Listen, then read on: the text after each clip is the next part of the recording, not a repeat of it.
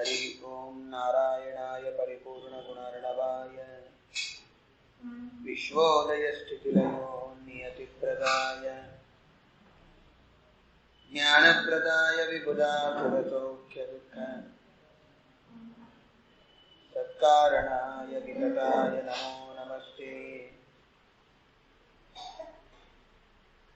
धर्म विज्ञान वैराग्य परमैश्वर्यशालिनः आनंद तीर्थ भगवत्पादान् वन्दे निरन्तरम्।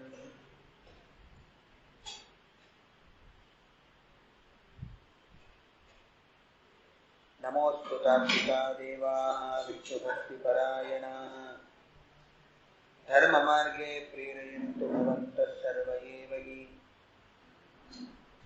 आपादमौलिपर्यन्तं गुरूणामाकृतिं स्मरेत् तेन विघ्नाः प्रणश्यन्ति सिद्ध्यन्ति च मनोरथाः।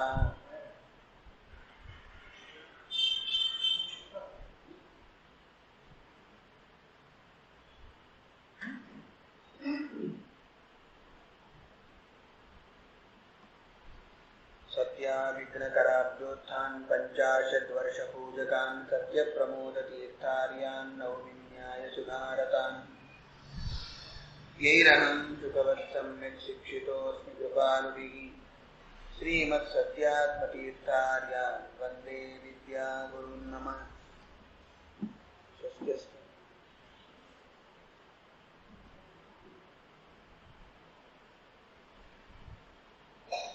लौकिक वैदिक भेद भिन्न वर्णात्मक ध्वन्यात्मक अजेट शब्दार्थ ऋगादि सर्व वेदार्थ विष्णु मंत्रार्थ पुरुष सूक्तार्थ गायत्र्यर्थ वासुदेव द्वादशाक्षर मंत्रांतर्गत आद्य अष्टाक्षरार्थ श्रीमन्नारायण अष्टाक्षर मंत्रार्थ वासुदेव द्वादशाक्षर मंत्रांतर्गत अंत चतुरक्षरार्थ व्यावृत्यर्थ मातृका मंत्रार्थ प्रणवोपासकानां पापाविद्ध दैत्य पूगाविद्ध विष्णुभक्त्याद्यनंत गुण परिपूर्ण रमा व्यतिरिक्त पूर्व प्रसिद्ध व्यतिरिक्त अनंत वेद प्रतिपाद्य मुख्यतम अनंत जीव नियामक अनंत रूप भगवत कार्य साधक परम दयालु क्षमा समुद्रा भक्तवत्सला भक्तापराध सहिष्णु श्री मुख्य प्राणावतार भूतानां अज्ञानार्थ ज्ञान योग्य भगवत कृपा पात्र भूत सल्लोक कृपालु ब्रह्मरुद्राद्यर्चित भगवदाज्ञां चिरति परमादरेण अनर्घ्य शिरोरत्तमन्निधाय तथा अचेत देवता प्रार्थनां हारवधृति निधाय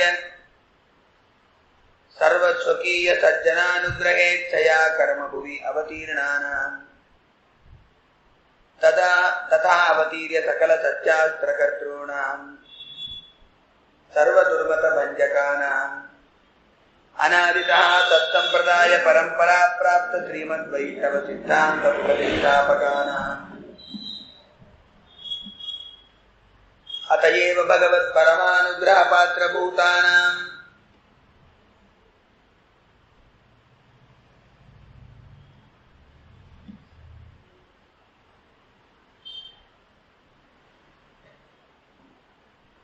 श्री गुरुभ्यो नमः। हरि ओम।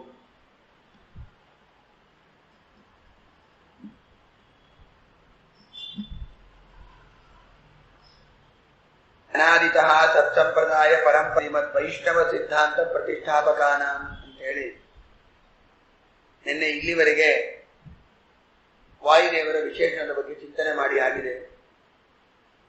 ನಾವು ಕೂಡ ಈ ಕೆಲಸವನ್ನು ನಮ್ಮ ಯೋಗ್ಯತಾನುಸಾರ ಮಾಡಲೇಬೇಕು. ಸತ್ಸಂಪ್ರದಾಯ ಪರಂಪರಾ ಪ್ರಾಪ್ತವಾದ ವೈಷ್ಣವ ಸಿದ್ಧಾಂತವನ್ನ ಅಂದ್ರೆ ಪಂಚಭೇದ ತಾರತಮ್ಯದಿಂದ ಕೂಡಿದ ಈ ಸಿದ್ಧಾಂತವನ್ನ ನಮ್ಮ ಜನಕ್ಕೆ ನಾವು ಸರಿಯಾಗಿ ಉಪದೇಶವನ್ನ ಮಾಡಬೇಕು. ಅಥವಾ ಯಾರಿಗೆ ತಿಳ್ಕೊಳ್ಳಬೇಕು ಅಂತ ಇಚ್ಛೆ ಇದೆಯೋ ಅವರಿಗೂ ಉಪದೇಶವನ್ನು ಮಾಡಬಹುದು. ನಮ್ಮವರಿಗೂ ನಮ್ಮ ಬಂಧುಗಳಿಗೂ ನಮ್ಮ ಪರಿಸರದವರಿಗೂ ಪ್ರತಿಯೊಬ್ಬರಿಗೂ ಕೂಡ ಈ ವೈಷ್ಣವ ಸಿದ್ಧಾಂತವನ್ನು ಉಪದೇಶ ಮಾಡಲಿಕ್ಕೇ ಬೇಕು. ಇದು ಪ್ರತಿಯೊಬ್ಬರ ಕರ್ತವ್ಯ ಅಂತ ಹೇಳ್ತಾರೆ. ನಾಣ್ಯತಪೋ ದ್ವಿಜಾತೀನ ಮೃತೆ ಶಾಸ್ತ್ರೋಪದೇಶತಃ ಸ್ವಕರ್ಮ ವಿಪ್ರಸ್ಥ ಜಪೋಪದೇಶವು ಅಂತ ಹೇಳ್ತಾರೆ. ಇತಿಹಾಸದಲ್ಲಿ ಪುರಾಣಗಳಲ್ಲಿ ಬ್ರಾಹ್ಮಣ ಮಾಡಬೇಕಾದ ಮುಖ್ಯ ಕರ್ತವ್ಯ ಜಪ, ತತ್ವೋಪದೇಶ. ನಾವೊಬ್ಬರು ತಿಳ್ಕೊಂಡು ಉದ್ಧಾರ ಆಗಿಬಿಟ್ರೆ ಆಯ್ತು, ಸಾಕು, ಇನ್ಯಾರು ಏನ್ ತಿಳ್ಕೊಂಡ್ರೇನು ಬಿಟ್ರೇನು. ಈ ಒಂದು ಉದಾಸೀನ ಭಾವವನ್ನ ಸರ್ವತಾ ತಾಳಬಾರದು ಅಂತ ಹೇಳ್ತಾರೆ. ನಾವು ಸನ್ಮಾರ್ಗದಲ್ಲಿ ನಡಿಬೇಕು, ನಮ್ಮ ಪರಿಸರದಲ್ಲಿದ್ದವರೆಲ್ಲರೂ ಕೂಡ ಸನ್ಮಾರ್ಗದಲ್ಲಿ ಇರಬೇಕು, ಎಲ್ಲರೂ ಧರ್ಮ ಮಾರ್ಗದಲ್ಲಿ ನಡಿಬೇಕು, ಎಲ್ಲರೂ ವೇದೋಕ್ತ ಕರ್ಮಗಳನ್ನ ಸರಿಯಾಗಿ ಅನುಷ್ಠಾನ ಮಾಡಬೇಕು. ಇದು ಪ್ರತಿಯೊಬ್ಬರ ಕರ್ತವ್ಯ ಅಂತ ಹೇಳಿ ಎಲ್ಲರನ್ನ ಕರೆದು ಹೇಳಬೇಕು, ಉಪದೇಶ ಮಾಡಬೇಕು. ತಂದೆಯಾದವನ ಮಕ್ಕಳಿಗೆ, ತಾಯಿ ಹೆಣ್ಣು ಮಕ್ಕಳಿಗೆ ಪ್ರತಿಯೊಬ್ಬರನ್ನ ಕೂಡಿಸಿಕೊಂಡು ಈ ಸಿದ್ಧಾಂತವನ್ನು ಮೊದಲು ಉಪದೇಶವನ್ನ ಮಾಡಬೇಕು. ಸರಿಯಾಗಿ ನಮ್ಮ ಮಕ್ಕಳಿಗೆ ಧರ್ಮ ಕರ್ಮಗಳ ಬಗ್ಗೆ, ನಮ್ಮ ಶಾಸ್ತ್ರಗಳ ಬಗ್ಗೆ ತಿಳುವಳಿಕೆ ಸರಿಯಾಗಿ ಕೊಟ್ಟಿಲ್ಲ ಅಂತಂದ್ರೆ ನಾಳೆ ಯಾರ ಮುಂದನ್ನ ಕೇಳಿದಾಗ ಉತ್ತರ ಕೊಡ್ಲಿಕ್ಕೆ ಬರೋದಿಲ್ಲ. ಆ ಒಂದು ಪ್ರಸಂಗ ಬರಬಾರದು. ಒಂದು ಸ್ವಲ್ಪ ದೊಡ್ಡವರಾದ್ಮೇಲೆ, ಮಕ್ಕಳು ಬುದ್ಧಿವಂತರಾದ್ಮೇಲೆ, ತಿಳ್ಕೊಂಬ ಸಾಮರ್ಥ್ಯ ಬಂದ ಮೇಲೆ ನಮ್ಮ ಸಿದ್ಧಾಂತದ ಸಾಮಾನ್ಯ ಜ್ಞಾನವನ್ನಾದರೂ ಕೂಡ ಮನವರಿಕೆ ಮಾಡಿಕೊಡ್ಬೇಕು. ಯಾಕೆ ಇದರ ಬಗ್ಗೆ ಅಷ್ಟು ಒತ್ತು ಕೊಡ್ತಾ ಇದ್ದೀನಿ ಅಂತಂದ್ರೆ, ಯಾರೇ ಆಗ್ಲಿ ತಂದೆ ತಾಯಿಗಳು ತಮ್ಮ ಮಕ್ಕಳು ಆಯ್ತು ನಾವೇನೋ ಮಾಡಿಬಿಟ್ಟಿವಿ, ನಾವೆಲ್ಲ ಪುಣ್ಯಕರ್ಮ ಮಾಡಿಬಿಟ್ಟಿವಿ, ತಪಸ್ಸಾಯ್ತು, ನಮ್ದೆಲ್ಲ ವ್ರತ ಆಯ್ತು, ಮುಗಿದೋಯ್ತು, ನಮ್ಮ ಮಕ್ಕಳು ಮಾತು ಕೇಳೋದಿಲ್ಲ, ಅವ್ರು ತಗೊಂಡು ಏನ್ ಮಾಡ್ಬೇಕು, ಏನನ್ನ ಆಗ್ಲಿ, ಅವ್ರು ಎಷ್ಟು ತಿಳ್ಕೊಂತಾರೋ ತಿಳ್ಕೊಳ್ಳಿ, ಅಥವಾ ಅವ್ರು ಬೇಡ ಬೇಡ ಹೋದ್ರೆ ಬಿಟ್ಟು ಬಿಡ್ರಿ ಅಂತ ಉದಾಸೀನ ಭಾವವನ್ನು ಮಕ್ಕಳ ವಿಷಯದಲ್ಲಿ ತಾಳಬಿಟ್ರೆ ನಾಳೆ ನಮ್ಮ ಮಕ್ಕಳು ನಮ್ಮ ಕೈಯೇ ಬಿಟ್ಟು ಹೋಗ್ಬಿಡ್ತಾರೆ. ಪ್ರತಿಯೊಬ್ಬರಿಗೂ ಕೂಡ ನಮ್ಮ ಶಾಸ್ತ್ರದ ಬಗ್ಗೆ, ರಾಮಾಯಣದಲ್ಲಿ ಬರುವ ನೂರಾರು ಪ್ರಶ್ನೆಗಳು, ಅದಕ್ಕೆ ಉತ್ತರವನ್ನು ಶ್ರೀಮದಾಚಾರ್ಯ ಕೊಟ್ಟಿದ್ದಾರೆ. ನೂರಾರು ಜನ ಇವತ್ತು ಬಹಳಷ್ಟು ಪ್ರಶ್ನೆಗಳನ್ನ ಮಾಡ್ತಾರೆ. ರಾಮದೇವರ ಬಗ್ಗೆ ಆಗಲಿ, ಸೀತಾದೇವಿಯ ಬಗ್ಗೆ ಆಗಲಿ, ಹನುಮಂತ ದೇವರ ಬಗ್ಗೆ ಆಗಲಿ, ವಾಲಿಯ ಬಗ್ಗೆ, ಸುಗ್ರೀವನ ಬಗ್ಗೆ, ರಾವಣನ ಬಗ್ಗೆ, ಮಂಡೋದರಿ, ತಾರ, ಅಂಗದ, ನಲ, ನೀಲ, ಜಟಾಯು, ಗುಹ, ಲಕ್ಷ್ಮಣ, ಭರತ, ಶತ್ರುಘ್ನ, ಕೈಕೇಯಿ, ಕೌಸಲ್ಯ, ಸುಮಿತ್ರ, ದಶರಥ ಚಕ್ರವರ್ತಿ, ಆ ಎಲ್ಲ ರಾಜರು, ಆ ವಂಶ ಪರಂಪರೆ, ಅಲ್ಲಿ ನಡೆದಿದ್ದೇನು, ಪ್ರತಿಯೊಬ್ಬರು ಮಾಡುವ ಪ್ರಶ್ನೆಗಳಿಗೂ ಕೂಡ ಶ್ರೀಮದಾಚಾರ್ಯ ಉತ್ತರವನ್ನು ಕೊಟ್ಟಾರೆ. ನಾವು ಅದನ್ನ ತಿಳ್ಕೋಬೇಕು, ನಮ್ಮ ಮಕ್ಕಳಿಗೆ ಉಪದೇಶವನ್ನ ಮಾಡಬೇಕು. ಒಂದು ರಾಮಾಯಣ ಆಯ್ತು, ಮಹಾಭಾರತದ ಬಗ್ಗೆ ಸರಿಯಾಗಿ ತಿಳ್ಕೋಬೇಕು. ಯಾರಿಗೂ ಹೊರಗಿನವರಿಗೆ ಮಹಾಭಾರತದ ಬಗ್ಗೆ ಸರಿಯಾದ ಜ್ಞಾನ ಇಲ್ಲ. ಶ್ರೀಮದಾಚಾರ್ಯರ ಶಾಸ್ತ್ರವನ್ನು ಅಧ್ಯಯನ ಮಾಡುವವರಿಗೆ ಬಿಟ್ಟರೆ. ಯಾಕೆಂದ್ರೆ ಮಹಾಭಾರತ ತಾತ್ಪರ್ಯ ನಿರ್ಣಯವನ್ನ ಬರೆದಿದ್ದಾರೆ, ಸರಿಯಾಗಿ ಪ್ರಮಾಣವನ್ನು ಕೊಟ್ಟಿದ್ದಾರೆ ಶ್ರೀಮದಾಚಾರ್ಯರು. ಯಾರೊಬ್ಬರಿಗೂ ಭೀಮಸೇನ ದೇವರ ಬಗ್ಗೆ ಸರಿಯಾದ ಜ್ಞಾನ ಇಲ್ಲ, ದ್ರೌಪದಿ ದೇವಿಯ ಬಗ್ಗೆ ಸರಿಯಾದ ಜ್ಞಾನ ಇಲ್ಲ. ಭೀಷ್ಮಾಚಾರ್ಯ ಯಾರು, ಕೃತವರ್ಮ ಯಾರು, ಕೃಪಾಚಾರ್ಯ ಯಾರು, ದ್ರೋಣಾಚಾರ್ಯರು, ಎಷ್ಟು ಜನ ಇದ್ದಾರೆ? ಯಾರಿ ದುರ್ಯೋಧನಾದಿ 100 ಜನ. ದುರ್ಯೋಧನ ಯಾರು? ಮುಖ್ಯ ಕಲಿ, ಅವನು ಮಹಾಕಲಿ, ಈ ಕಲಿಯುಗ ಮಹಾಪಾಪಿ ಅವನು. ಅವನ ಬಗ್ಗೆ ಯಾರಿಗೂ ಸರಿಯಾಗಿ ಗೊತ್ತಿಲ್ಲ, ಅವನೆಂಥ ದುಷ್ಟ ಅಂತ ಹೇಳಿ. ಕಲಿಯ ಸಾಕ್ಷಾತ್ತು ಅವತಾರ ದುರ್ಯೋಧನ. ಅವನಿವತ್ತು ಎಲ್ಲರ ಮನಸ್ಸಿನಲ್ಲಿದ್ದು ನಮ್ಮ ಮನಸ್ಸನ್ನ ಕೆಡಿಸ್ತಾ ಇದ್ದಾನೆ. ಯುಗೋಯಂ ದಾರುಣ ಕಲಿಗೆ. ಯಾರಿಗೆ ಮಹಾಭಾರತದ ಪಾತ್ರದ ಪರಿಚಯ ಎಷ್ಟು ಜನಕ್ಕೆ ಇದೆ? ನಾಳೆ ನಮ್ಮ ಮಕ್ಕಳ ಹೊರಗಾರನ್ನ ನೀವು ಬ್ರಾಹ್ಮಣರಲ್ವಾ, ನೀವು ಹಿಂದೂಗಳಲ್ವಾ, ನೀವು ಶಾಸ್ತ್ರ ಓದಿದ್ದೀರಲ್ವಾ, ನಮ್ ಪ್ರಶ್ನೆಗೆ ಉತ್ತರ ಕೊಡ್ರಿ ಅಂತಂತ ಯಾರನ್ನ ಒಬ್ಬ ವ್ಯಕ್ತಿ ಕೇಳ್ದ ಅಂತ ಇಟ್ಕೊಳ್ರಿ. ಸರಿಯಾಗಿ ಸಮಂಜಸವಾಗಿ ಉತ್ತರವನ್ನ ಕೊಡಬೇಕು. ಆ ಎಲ್ಲ ಉತ್ತರಗಳು ಮಹಾಭಾರತ ತಾತ್ಪರ್ಯ ನಿರ್ಣಯದಲ್ಲಿ ಇದೆ, ಭಗವದ್ಗೀತೆಯಲ್ಲಿ ಇದೆ. ಭಗವಂತನ ಬಗ್ಗೆ ಪ್ರಶ್ನೆ ಮಾಡ್ತಾರೆ, ದೇವರನ್ನು ನಿಂದ ಮಾಡ್ತಾರೆ. ದೇವರ ಬಗ್ಗೆ ಸರಿಯಾದ ಜ್ಞಾನ ಯಾರಿಗಿಲ್ಲ. ಅವೆಲ್ಲವನ್ನು ಕೂಡ ಉತ್ತರ ಭಗವದ್ಗೀತಾದಲ್ಲಿ ಕೊಟ್ಟಿದ್ದಾರೆ, ಮಹಾಭಾರತದಲ್ಲಿ ಕೊಟ್ಟಿದ್ದಾರೆ, ತಾತ್ಪರ್ಯ ನಿರ್ಣಯದಲ್ಲಿ ಕೊಟ್ಟಿದ್ದಾರೆ. ಪಂಚರಾತ್ರ ಆಗಮ, ಅದೇ ನಮಗೆ ಮುಖ್ಯ ಪ್ರಮಾಣ. ಪಂಚರಾತ್ರಸ್ಯ ಕೃಷ್ಣಸ್ಯ ವಕ್ತ ನಾರಾಯಣ ಸ್ವಯಂ. ಸಾಕ್ಷಾತ್ತು ನಾರಾಯಣನೇ ಬರೆದಿದ್ದು ಪಂಚರಾತ್ರ ಆಗಮ, ದೇವರೇ ಪ್ರಮಾಣವನ್ನು ಕೊಡ್ತಾನೆ. ಭೀಮಸೇನ ದೇವರ ಬಗ್ಗೆ ಹೇಳ್ತಾರೆ. ಏನು ಅದ್ಭುತವಾದ ವಿಚಾರ. ಪರಮ ಭಾಗವತೋತ್ತಮರು ಅಂದ್ರೆ ಭೀಮಸೇನ ದೇವರು.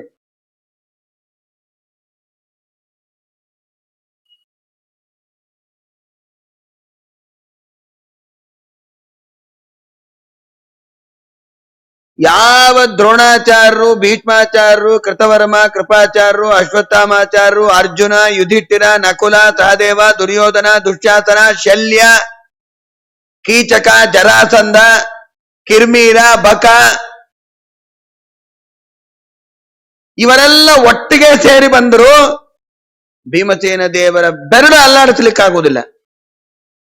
ಅವರೊಬ್ಬರೇ ಅಲ್ಲ, ಅಂಥವರು ಕೋಟಿ ಜನ ಬರಲಿ, ಭೀಮಸೇನ ದೇವರ ಒಂದು ಕೂದಲನ್ನ ಅಲ್ಲಾಡಿಸಲಿಕ್ಕಾಗೋದಿಲ್ಲ. ಸಾಕ್ಷಾತ್ತು ಜೀವೋತ್ತಮರ ಅವತಾರ ಭೀಮಸೇನ ದೇವರು, ಹನುಮಂತ ದೇವರ ಅವತಾರ.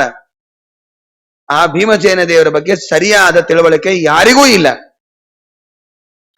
ಯಾಕೆ ಈ ಮಾತು ಹೇಳಕ್ಕೆ ಬಂದೆ ಅಂದ್ರೆ, ವೈಷ್ಣವ ಸಿದ್ಧಾಂತ ಪ್ರತಿಷ್ಠಾಪಕಾನಾಂ.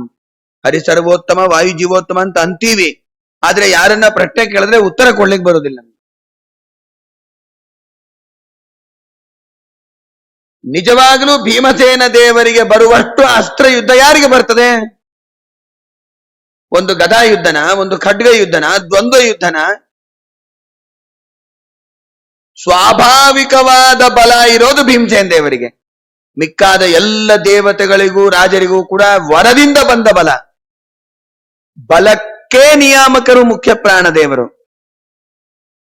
ಶ್ರೀಮದಾಚಾರ್ಯರು ತಾತ್ಪರ್ಯದಲ್ಲಿ ಅದನ್ನೇ ಮಾತನ್ನು ಹೇಳ್ತಾರೆ. ಬಲ ನಿಯಾಮಕರು, ಯಾರಿಗೆ ಎಟ್ಟೆಟ್ಟು ಬಲ ಕೊಡಬೇಕು ಎಂಬುದು ನಿರ್ಣಯ ಮಾಡುವರೇ ಭೀಮಸೇನ ದೇವರು, ವಾಯುದೇವರು. ಅತ್ರಾಹ ರೂಪಮ ಪರಂ ಬಲ ದೇವತಾಯ ಗ್ರಾಹ್ಯಸ್ಥಯೇವ ನಿತರಾಂ ಚರಣಂ ಪ್ರಪನ್ನ. ರಾಮಚಂದ್ರ ದೇವರು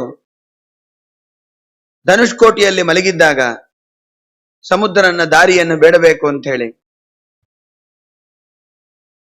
ಸಮುದ್ರ ರಾಜ ಬರಲಿಲ್ಲ. ಅಷ್ಟರೊಳಗೆ ವಿಭೀಷಣ ಬಂದ. ವಿಭೀಷಣ ರಾವಣನ ತಮ್ಮ. ಅಲ್ಲಿದ್ದ ಎಲ್ಲ ಕಪಿಗಳು ಕೂಡ ಅಂಗದ, ನಲ, ನೀಲ, ತಾರ, ಜಾಂಬುವಂತ ಎಲ್ಲಾರು ಹೇಳಿದ್ರು ವಿಭೀಷಣನ ಸೇರಿಸ್ಕೋಬೇಡ, ಅವನು ರಾವಣನ ತಮ್ಮ, ಅವನು ಏನು ಉದ್ದೇಶ ಇಟ್ಕೊಂಡು ಬಂದಾನೋ ಏನೋ. ನಮ್ಮ ಎಲ್ಲಾ ಕಪಿಗಳ ಸೇನಾ ಬಗ್ಗೆ ತಿಳ್ಕೊಂಡು ಅವನು ಹೋಗಿ ಅಲ್ಲಿ ಹೇಳ್ಬಿಟ್ರೆ ನಮ್ದೆಲ್ಲ ಆಮೇಲೆ ಎಲ್ಲ ಪ್ಲಾನ್ ಎಲ್ಲ ಸಕ್ಸಸ್ ಆಗದೆ ಹೋದ್ರೆ, ಅವ್ರು ಇಲ್ಲೇ ಬಂದು ಆ ಎಲ್ಲಾ ಕಪಿಗಳನ್ನ ಕೊಂದು ಬಿಟ್ರೆ ಅವರೆಲ್ಲರೂ ತಿಳ್ಕೊಂಡು ಶತ್ರು ಸದನಾದುಪಯಾತ ಯೇಷಃ, ಶತ್ರು ಸದನದಿಂದ ಬಂದಿದ್ದಾನೆ ಇವನು, ವಿಭೀಷಣ ಸ್ವೀಕಾರ ಮಾಡಬೇಡ್ರಿ ಅವನು. ಭ್ರಾತ ಸನಗ್ರಹಣ ಯೋಗ್ಯ ಇತಿ ಸ್ಥಿರೋಕ್ತಃ, ಇವನನ್ನು ತಮ್ಮ, ಅವನು ಸ್ವೀಕಾರ ಮಾಡ್ತಕ್ಕದ್ದಲ್ಲ ಅಂತ ಎಲ್ಲರೂ ಅಂತಾರೆ. ಜಾಂಬುವಂತ, ನರ, ನೀಲ, ಕಪ, ಅಂಗದ, ತಾರ, ಅಂಗದನ ಮಾಮ, ಎಲ್ಲರೂ ಬೇಡ ಅಂತಾರೆ. ರಾಮದೇವರು ಯಾರ ಮಾತು ಕೇಳೋದಿಲ್ಲ. ಹನುಮಂತ ನೀನೇನಂತೆ, ಸ್ವೀಕಾರ ಮಾಡ್ರಿ ಅಂತ. ಆವಾಗ ಶ್ರೀಮದಾಚಾರ್ಯ ಮಾತಾಡ್ತಾರೆ. ಅತ್ರಾಹ ರೂಪಮ ಪರಂ ಬಲ ದೇವತಾಯ ಗ್ರಾಹ್ಯಸ್ಥಯೇವ ನಿತರಾಂ ಶರಣಂ ಪ್ರಪನ್ನಃ ಭಕ್ತಶ್ಚ ರಾಮ ಪದಯೋರ್ ವಿನಿಚಿಟ್ಟು ರಕ್ಷೋ ವಿಜ್ಞಾಯ ರಾಜ್ಯಮುಪಭೋಕ್ತುಮಿಹಾಭಿಯಾತಃ. ತಾತ್ಪರ್ಯ ಎಷ್ಟು ಸುಂದರವಾದ ಪ್ರಮಾಣ. ರಾಮದೇವರಂದ್ರು, ಹನುಮ ನೀನೇನಂತೆ, ಸೇರಿಸ್ಕೋ ಸ್ವಾಮಿ, ನಿನ್ನ ಭಕ್ತ ಅವನು ಅಂತ. ಅಂದ್ರೆ ವಾಯುದೇವರಿಗೆ ಗೊತ್ತು ಯಾರು ಭಕ್ತರು ಯಾರು ಬಿಟ್ಟು ಭಕ್ತರಲ್ಲ. ಅದಕ್ಕೆ ಮುಖ್ಯ ಪ್ರಾಣ ದೇವರನ್ನು ಕೇಳ್ಕೊ, ನಮ್ಮನ್ನು ಯಾವ ಲಿಸ್ಟಲ್ಲಿ ಸೇರಿಸಿದ್ದೀರಪ್ಪ ನೀವು ಅಂತ.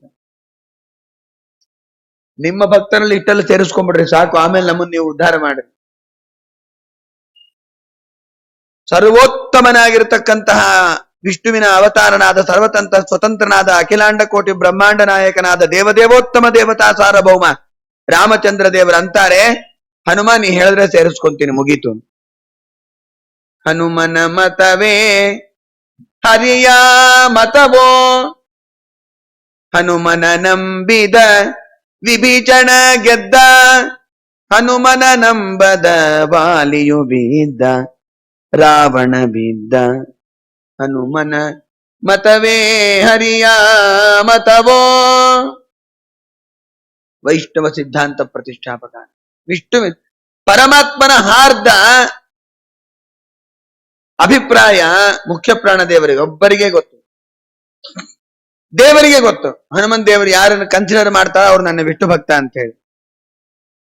ಇದೆಲ್ಲ ಮಕ್ಕಳಿಗೆ ಹೇಳಬೇಕು. ಇದೊಂದು ವಿಷಯನ ಈ ಎಷ್ಟಿದೆ ಗೊತ್ತಾ ರಾಮಾಯಣದ, ಹಿಂಗೆ ಸಂಶಯಗಳು ಬರೋದು ನಮಗೆ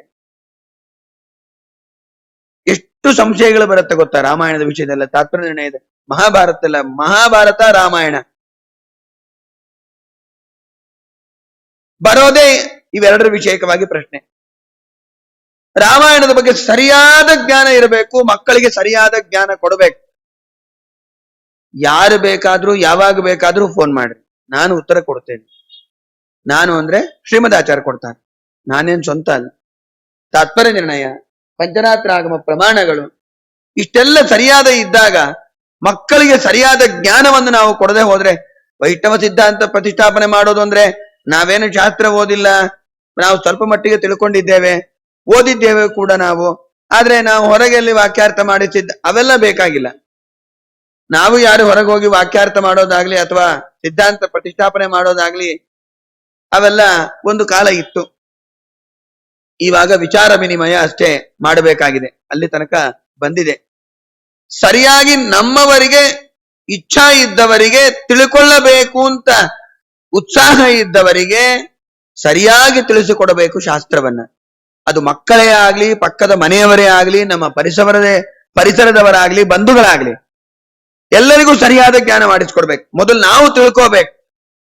ಹಾಗಾದ್ರೆ ರಾಮಾಯಣ ಚೆನ್ನಾಗಿ ಕೇಳಬೇಕು.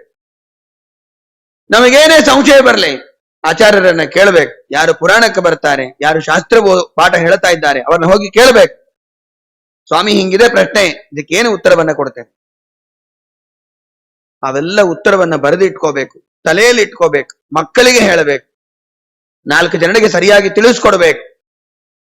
ದೇವರು, ಮುಖ್ಯ ಪ್ರಾಣ ದೇವರು, ತತ್ವಾಭಿಮಾನಿ ದೇವತೆಗಳು, ಅವರು ಮಾಡುವ ಕೆಲಸಗಳು, ಅವರು ಮಾಡುವ ಅದ್ಭುತವಾದ ಕಾರ್ಯಗಳು, ಇವೆಲ್ಲವನ್ನ ಸರಿಯಾಗಿ ತಿಳ್ಕೊಂಡಾಗ ಮಾತ್ರ 4 ಜನಕ್ಕೆ ತತ್ವೋಪದೇಶವನ್ನ ಮಾಡಿದಾಗ ನಮ್ಮ ಪುಣ್ಯ ಬೆಳೆಯತ್ತೆ. ನಾನೊಬ್ಬನು ತಿಳ್ಕೊಂಡ್ರೆ ಸಾಕು, ಉದ್ಧಾರ ಆಗಿಬಿಟ್ರೆ ಇನ್ನೊಬ್ಬರು ಹೆಂಗನ್ನ ಹೋಗ್ಲಿ ಅಂತ ಅನ್ನೋ ಒಂದು ಉದಾಸೀನ ಭಾವ ನಮಗಾಗ್ಲಿ ನಿಮಗಾಗ್ಲಿ ಇರಬಾರ್ದು. ಅದನ್ನ ಬೆಳೆಸ್ಕೋಬೇಕು. ಸರಿ, ಅವರಷ್ಟು ನಾವು ಮಾಡ್ಲಿಕ್ಕಾಗದೆ ಹೋದ್ರು ಮಂತ್ರಾಲಯ ಪ್ರಭುಗಳಷ್ಟು ಎಷ್ಟೋ ಜನ ಮಾಧ್ಯಮಠದ ಪೀಠಾಧಿಪತಿಗಳು ವೈಷ್ಣವ ಸಿದ್ಧಾಂತವನ್ನ ಇವತ್ತಿಗೂ ಪ್ರತಿಷ್ಠಾಪನೆ ಮಾಡ್ತಾನೇ ಇದ್ದಾರೆ. ಸರಿಯಾಗಿ ತತ್ವೋಪದೇಶವನ್ನ ಎಲ್ಲ ಸಜ್ಜನರಿಗೆ ಮಾಡ್ತಾನೇ ಇದ್ದಾರೆ. ನಾವು ಅದರೊಳಗೆ ಸಣ್ಣದೊಂದು ಅಳಿಲು ಸೇವೆ ಇವಾಗ ಮಾಡ್ತಾ ಇದ್ದೀವಲ್ಲ, ಅದೇ ಸಣ್ಣ ಪುಟ್ಟ ಸೇವೆಯನ್ನು ನಾವು ಮಾಡಬೇಕು. ಹಾಗೆ ಪ್ರತಿಯೊಬ್ಬರೂ ಕೂಡ ತಂದೆ ತಾಯಿಗಳ ಜವಾಬ್ದಾರಿಯನ್ನು ತೆಗೆದುಕೊಂಡು ಮಕ್ಕಳಿಗೆ ಉಪದೇಶವನ್ನ ಮಾಡಬೇಕು ದೊಡ್ಡವರಾದ್ಮೇಲೆ.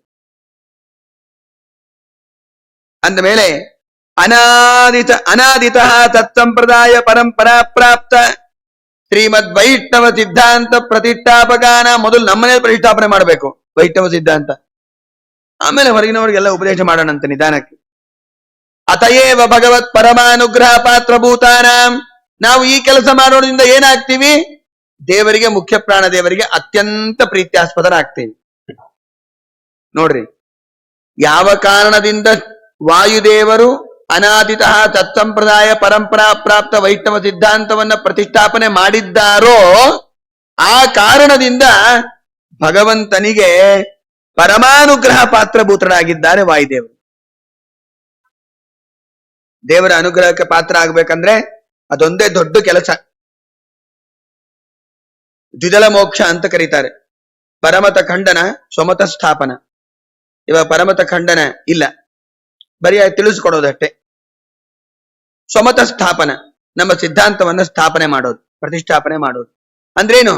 ಎಲ್ಲರಿಗೆ ತಿಳಿಸಿಕೊಡೋದು, ಅವರವರ ಮನಸ್ಸಿನಲ್ಲಿ ಪ್ರತಿಷ್ಠಾಪನೆ ಮಾಡೋದು, ಸರಿಯಾಗಿ ತಿಳುವಳಿಕೆ ಮಾಡಿಕೊಡೋದು, ಅದು ಬಹಳ ಮುಖ್ಯ.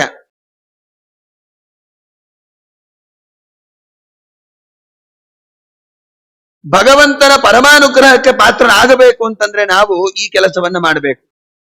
ಯಾಕಂದ್ರೆ ರಾಯರು ಏನಂತಾರ ನೋಡ್ರಿ, ಅತಯೇವ ಭಗವತ್ ಪರಮಾನುಗ್ರಹ ಪಾತ್ರಭೂತಾನ. ಯಾವ ಕಾರಣದಿಂದ ವಿಷ್ಣು ಸರ್ವೋತ್ತಮತ್ವಂಚ ಸರ್ವದಾ ಪ್ರತಿಪಾದಯ ಅಂತ ಹೇಳಿ ಹರಿಸರ್ವೋತ್ತಮತ್ವ, ವಾಯುಜೀವೋತ್ತಮತ್ವ ಹಾಗೂ ಪಂಚವೇದ ತಾರತಮ್ಯ ಸಿದ್ಧಾಂತವನ್ನ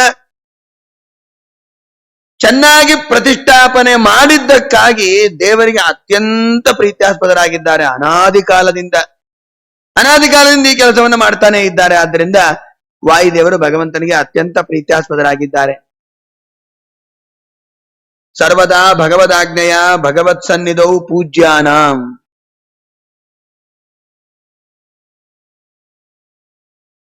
ಸರ್ವದಾ ಯಾವಾಗಲೂ ಭಗವಂತನ ಸನ್ನಿಧಾನದಲ್ಲಿ ಅತ್ಯಂತ ಪೂಜ್ಯರಾಗಿದ್ದಾರೆ. ದೇವರ ಆಜ್ಞೆನೇ ಇದೆ, ವಾಯುದೇವರನ್ನ ನನ್ನ ಎದುರಿಗೆ ಪೂಜಾ ಮಾಡ್ರಿ, ಗರುಡಶೇಷರನ್ನ ಪೂಜಾ ಮಾಡ್ರಿ. ರುದ್ರದೇವರೇ ಶೇಷದೇವರ ಪದವಿಗೆ ಬರ್ತಾರೆ, ರುದ್ರದೇವರೇ ಮುಂದೆ ಶೇಷದೇವರಾಗ್ತಾರೆ.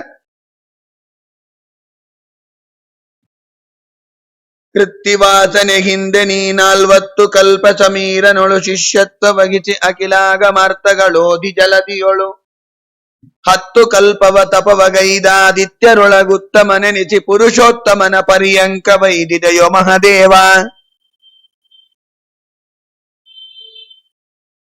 ವಾದಿರಾಜರು ಬರೀತಾರೆ ತೀರ್ಥ ಪ್ರಬಂಧದಲ್ಲಿ,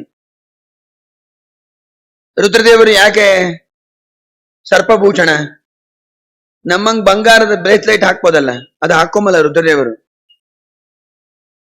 ರುದ್ರದೇವರು ಕೇಳ್ಬೇಕೇನ್ರಿ, ಮೊಮ್ಮಕ್ಕಳು ಅವ್ರಿಗೇನು ಐಶ್ವರ್ಯ ಕಮ್ಮಿನ ಏನು? ಸಾಕ್ಷಾತ್ ಬ್ರಹ್ಮದೇವರ ಮಗ, ಮೇರು ಪರ್ವತನೇ ಅವ್ರ ಅಪ್ಪಂದು.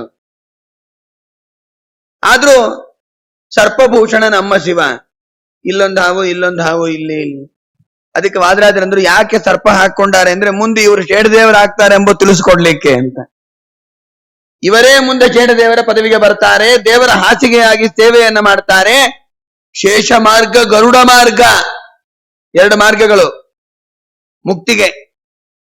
ಗರುಡದೇವರ ಲಯ ಹೊಂದುವ ದೇವತೆಗಳ ಒಂದು ಗುಂಪು, ಶೇಷದೇವರ ಲಯ ಹೊಂದುವ ದೇವತೆಗಳ ಒಂದಿಷ್ಟು ಗುಂಪು. ಆ ಶೇಷ ಮಾರ್ಗ, ಗರುಡ ಮಾರ್ಗ. ಶೇಷ ಗರುಡರು ಬ್ರಹ್ಮದೇವರ ಲಯ ಹೊಂದಿಬಿಡ್ತಾರೆ. ಬ್ರಹ್ಮದೇವರು ದೇವರಲ್ಲಿ ಲಕ್ಷ್ಮೀದೇವಿಯ ಆಜ್ಞೆಯನ್ನ ಸ್ವೀಕಾರ ಮಾಡಿ ದೇವರ ಲಯ ಹೊಂದಿಬಿಡ್ತಾರೆ.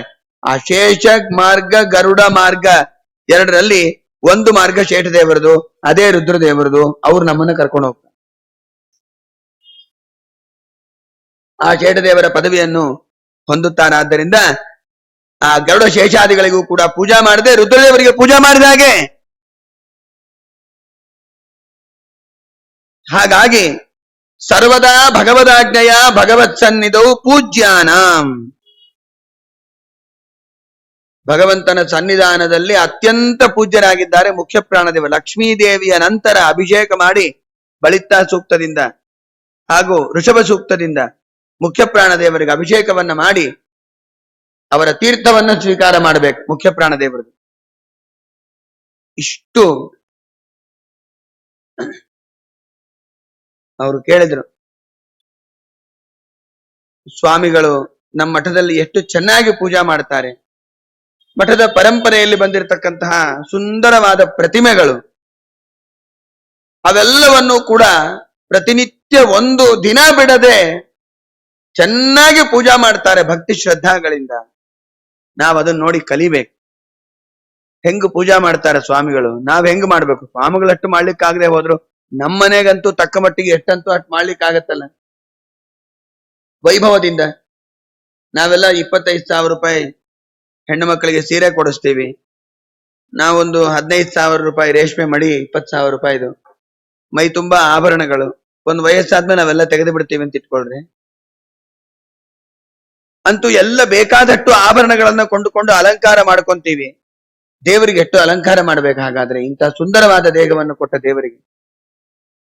ನಮ್ಮ ಗುರುಗಳು ಮಾಡ್ತಾರೆ ಅಷ್ಟು ಚೆನ್ನಾಗಿ ಪೂಜೆ. ಮದಾರಿಯ ಆಬಾಲ್ಯಂ ತವ ಭಜನ ಸಂಸಕ್ತ ಹೃದಯ ಜಗುರ್ನಿದ್ರಾಂ ತೇಷಾಂ ರಘುವರ ವಿನೇಯೋಸ್ಮ್ಯವತುಮ. ಮಧ್ವರಾಯರ ದೇವತಾರ್ಚನೆಯ ಪ್ರಸಿದ್ಧ ರಘುನಾಥರು ಪೂಜಿಸುವ ಸೊಬಗು. ಮೂಲ ರಘುಪತಿ ಒಂದು, ಮುದ್ದು ಜಾನಕಿ ಒಂದು, ಲೀಲೆ ದಿಗ್ವಿಜಯ ರಾಮ ಮೂರ್ತಿ ಒಂದು. ಸಾಲಗ್ರಾಮ ಹಯಗ್ರೀವ ಮೊದಲಾದವು 4 ಚೆಲುವ ಸುದರ್ಶನಗಳು 3 ಚಕ್ರಾಂಕಿತಗಳೈದು ಮಧ್ವರಾಯರ ದೇವತಾರ್ಚನೆಯ ಅಭಿಷೇಕ ಶಂಖ 1 ಶ್ರೀಮದಾಚಾರ್ಯ ಅಭಿಷೇಕ ಮಾಡ್ತಿದ್ರು ನಿತ್ಯ, ಆ ಶಂಖ ಇದೆ.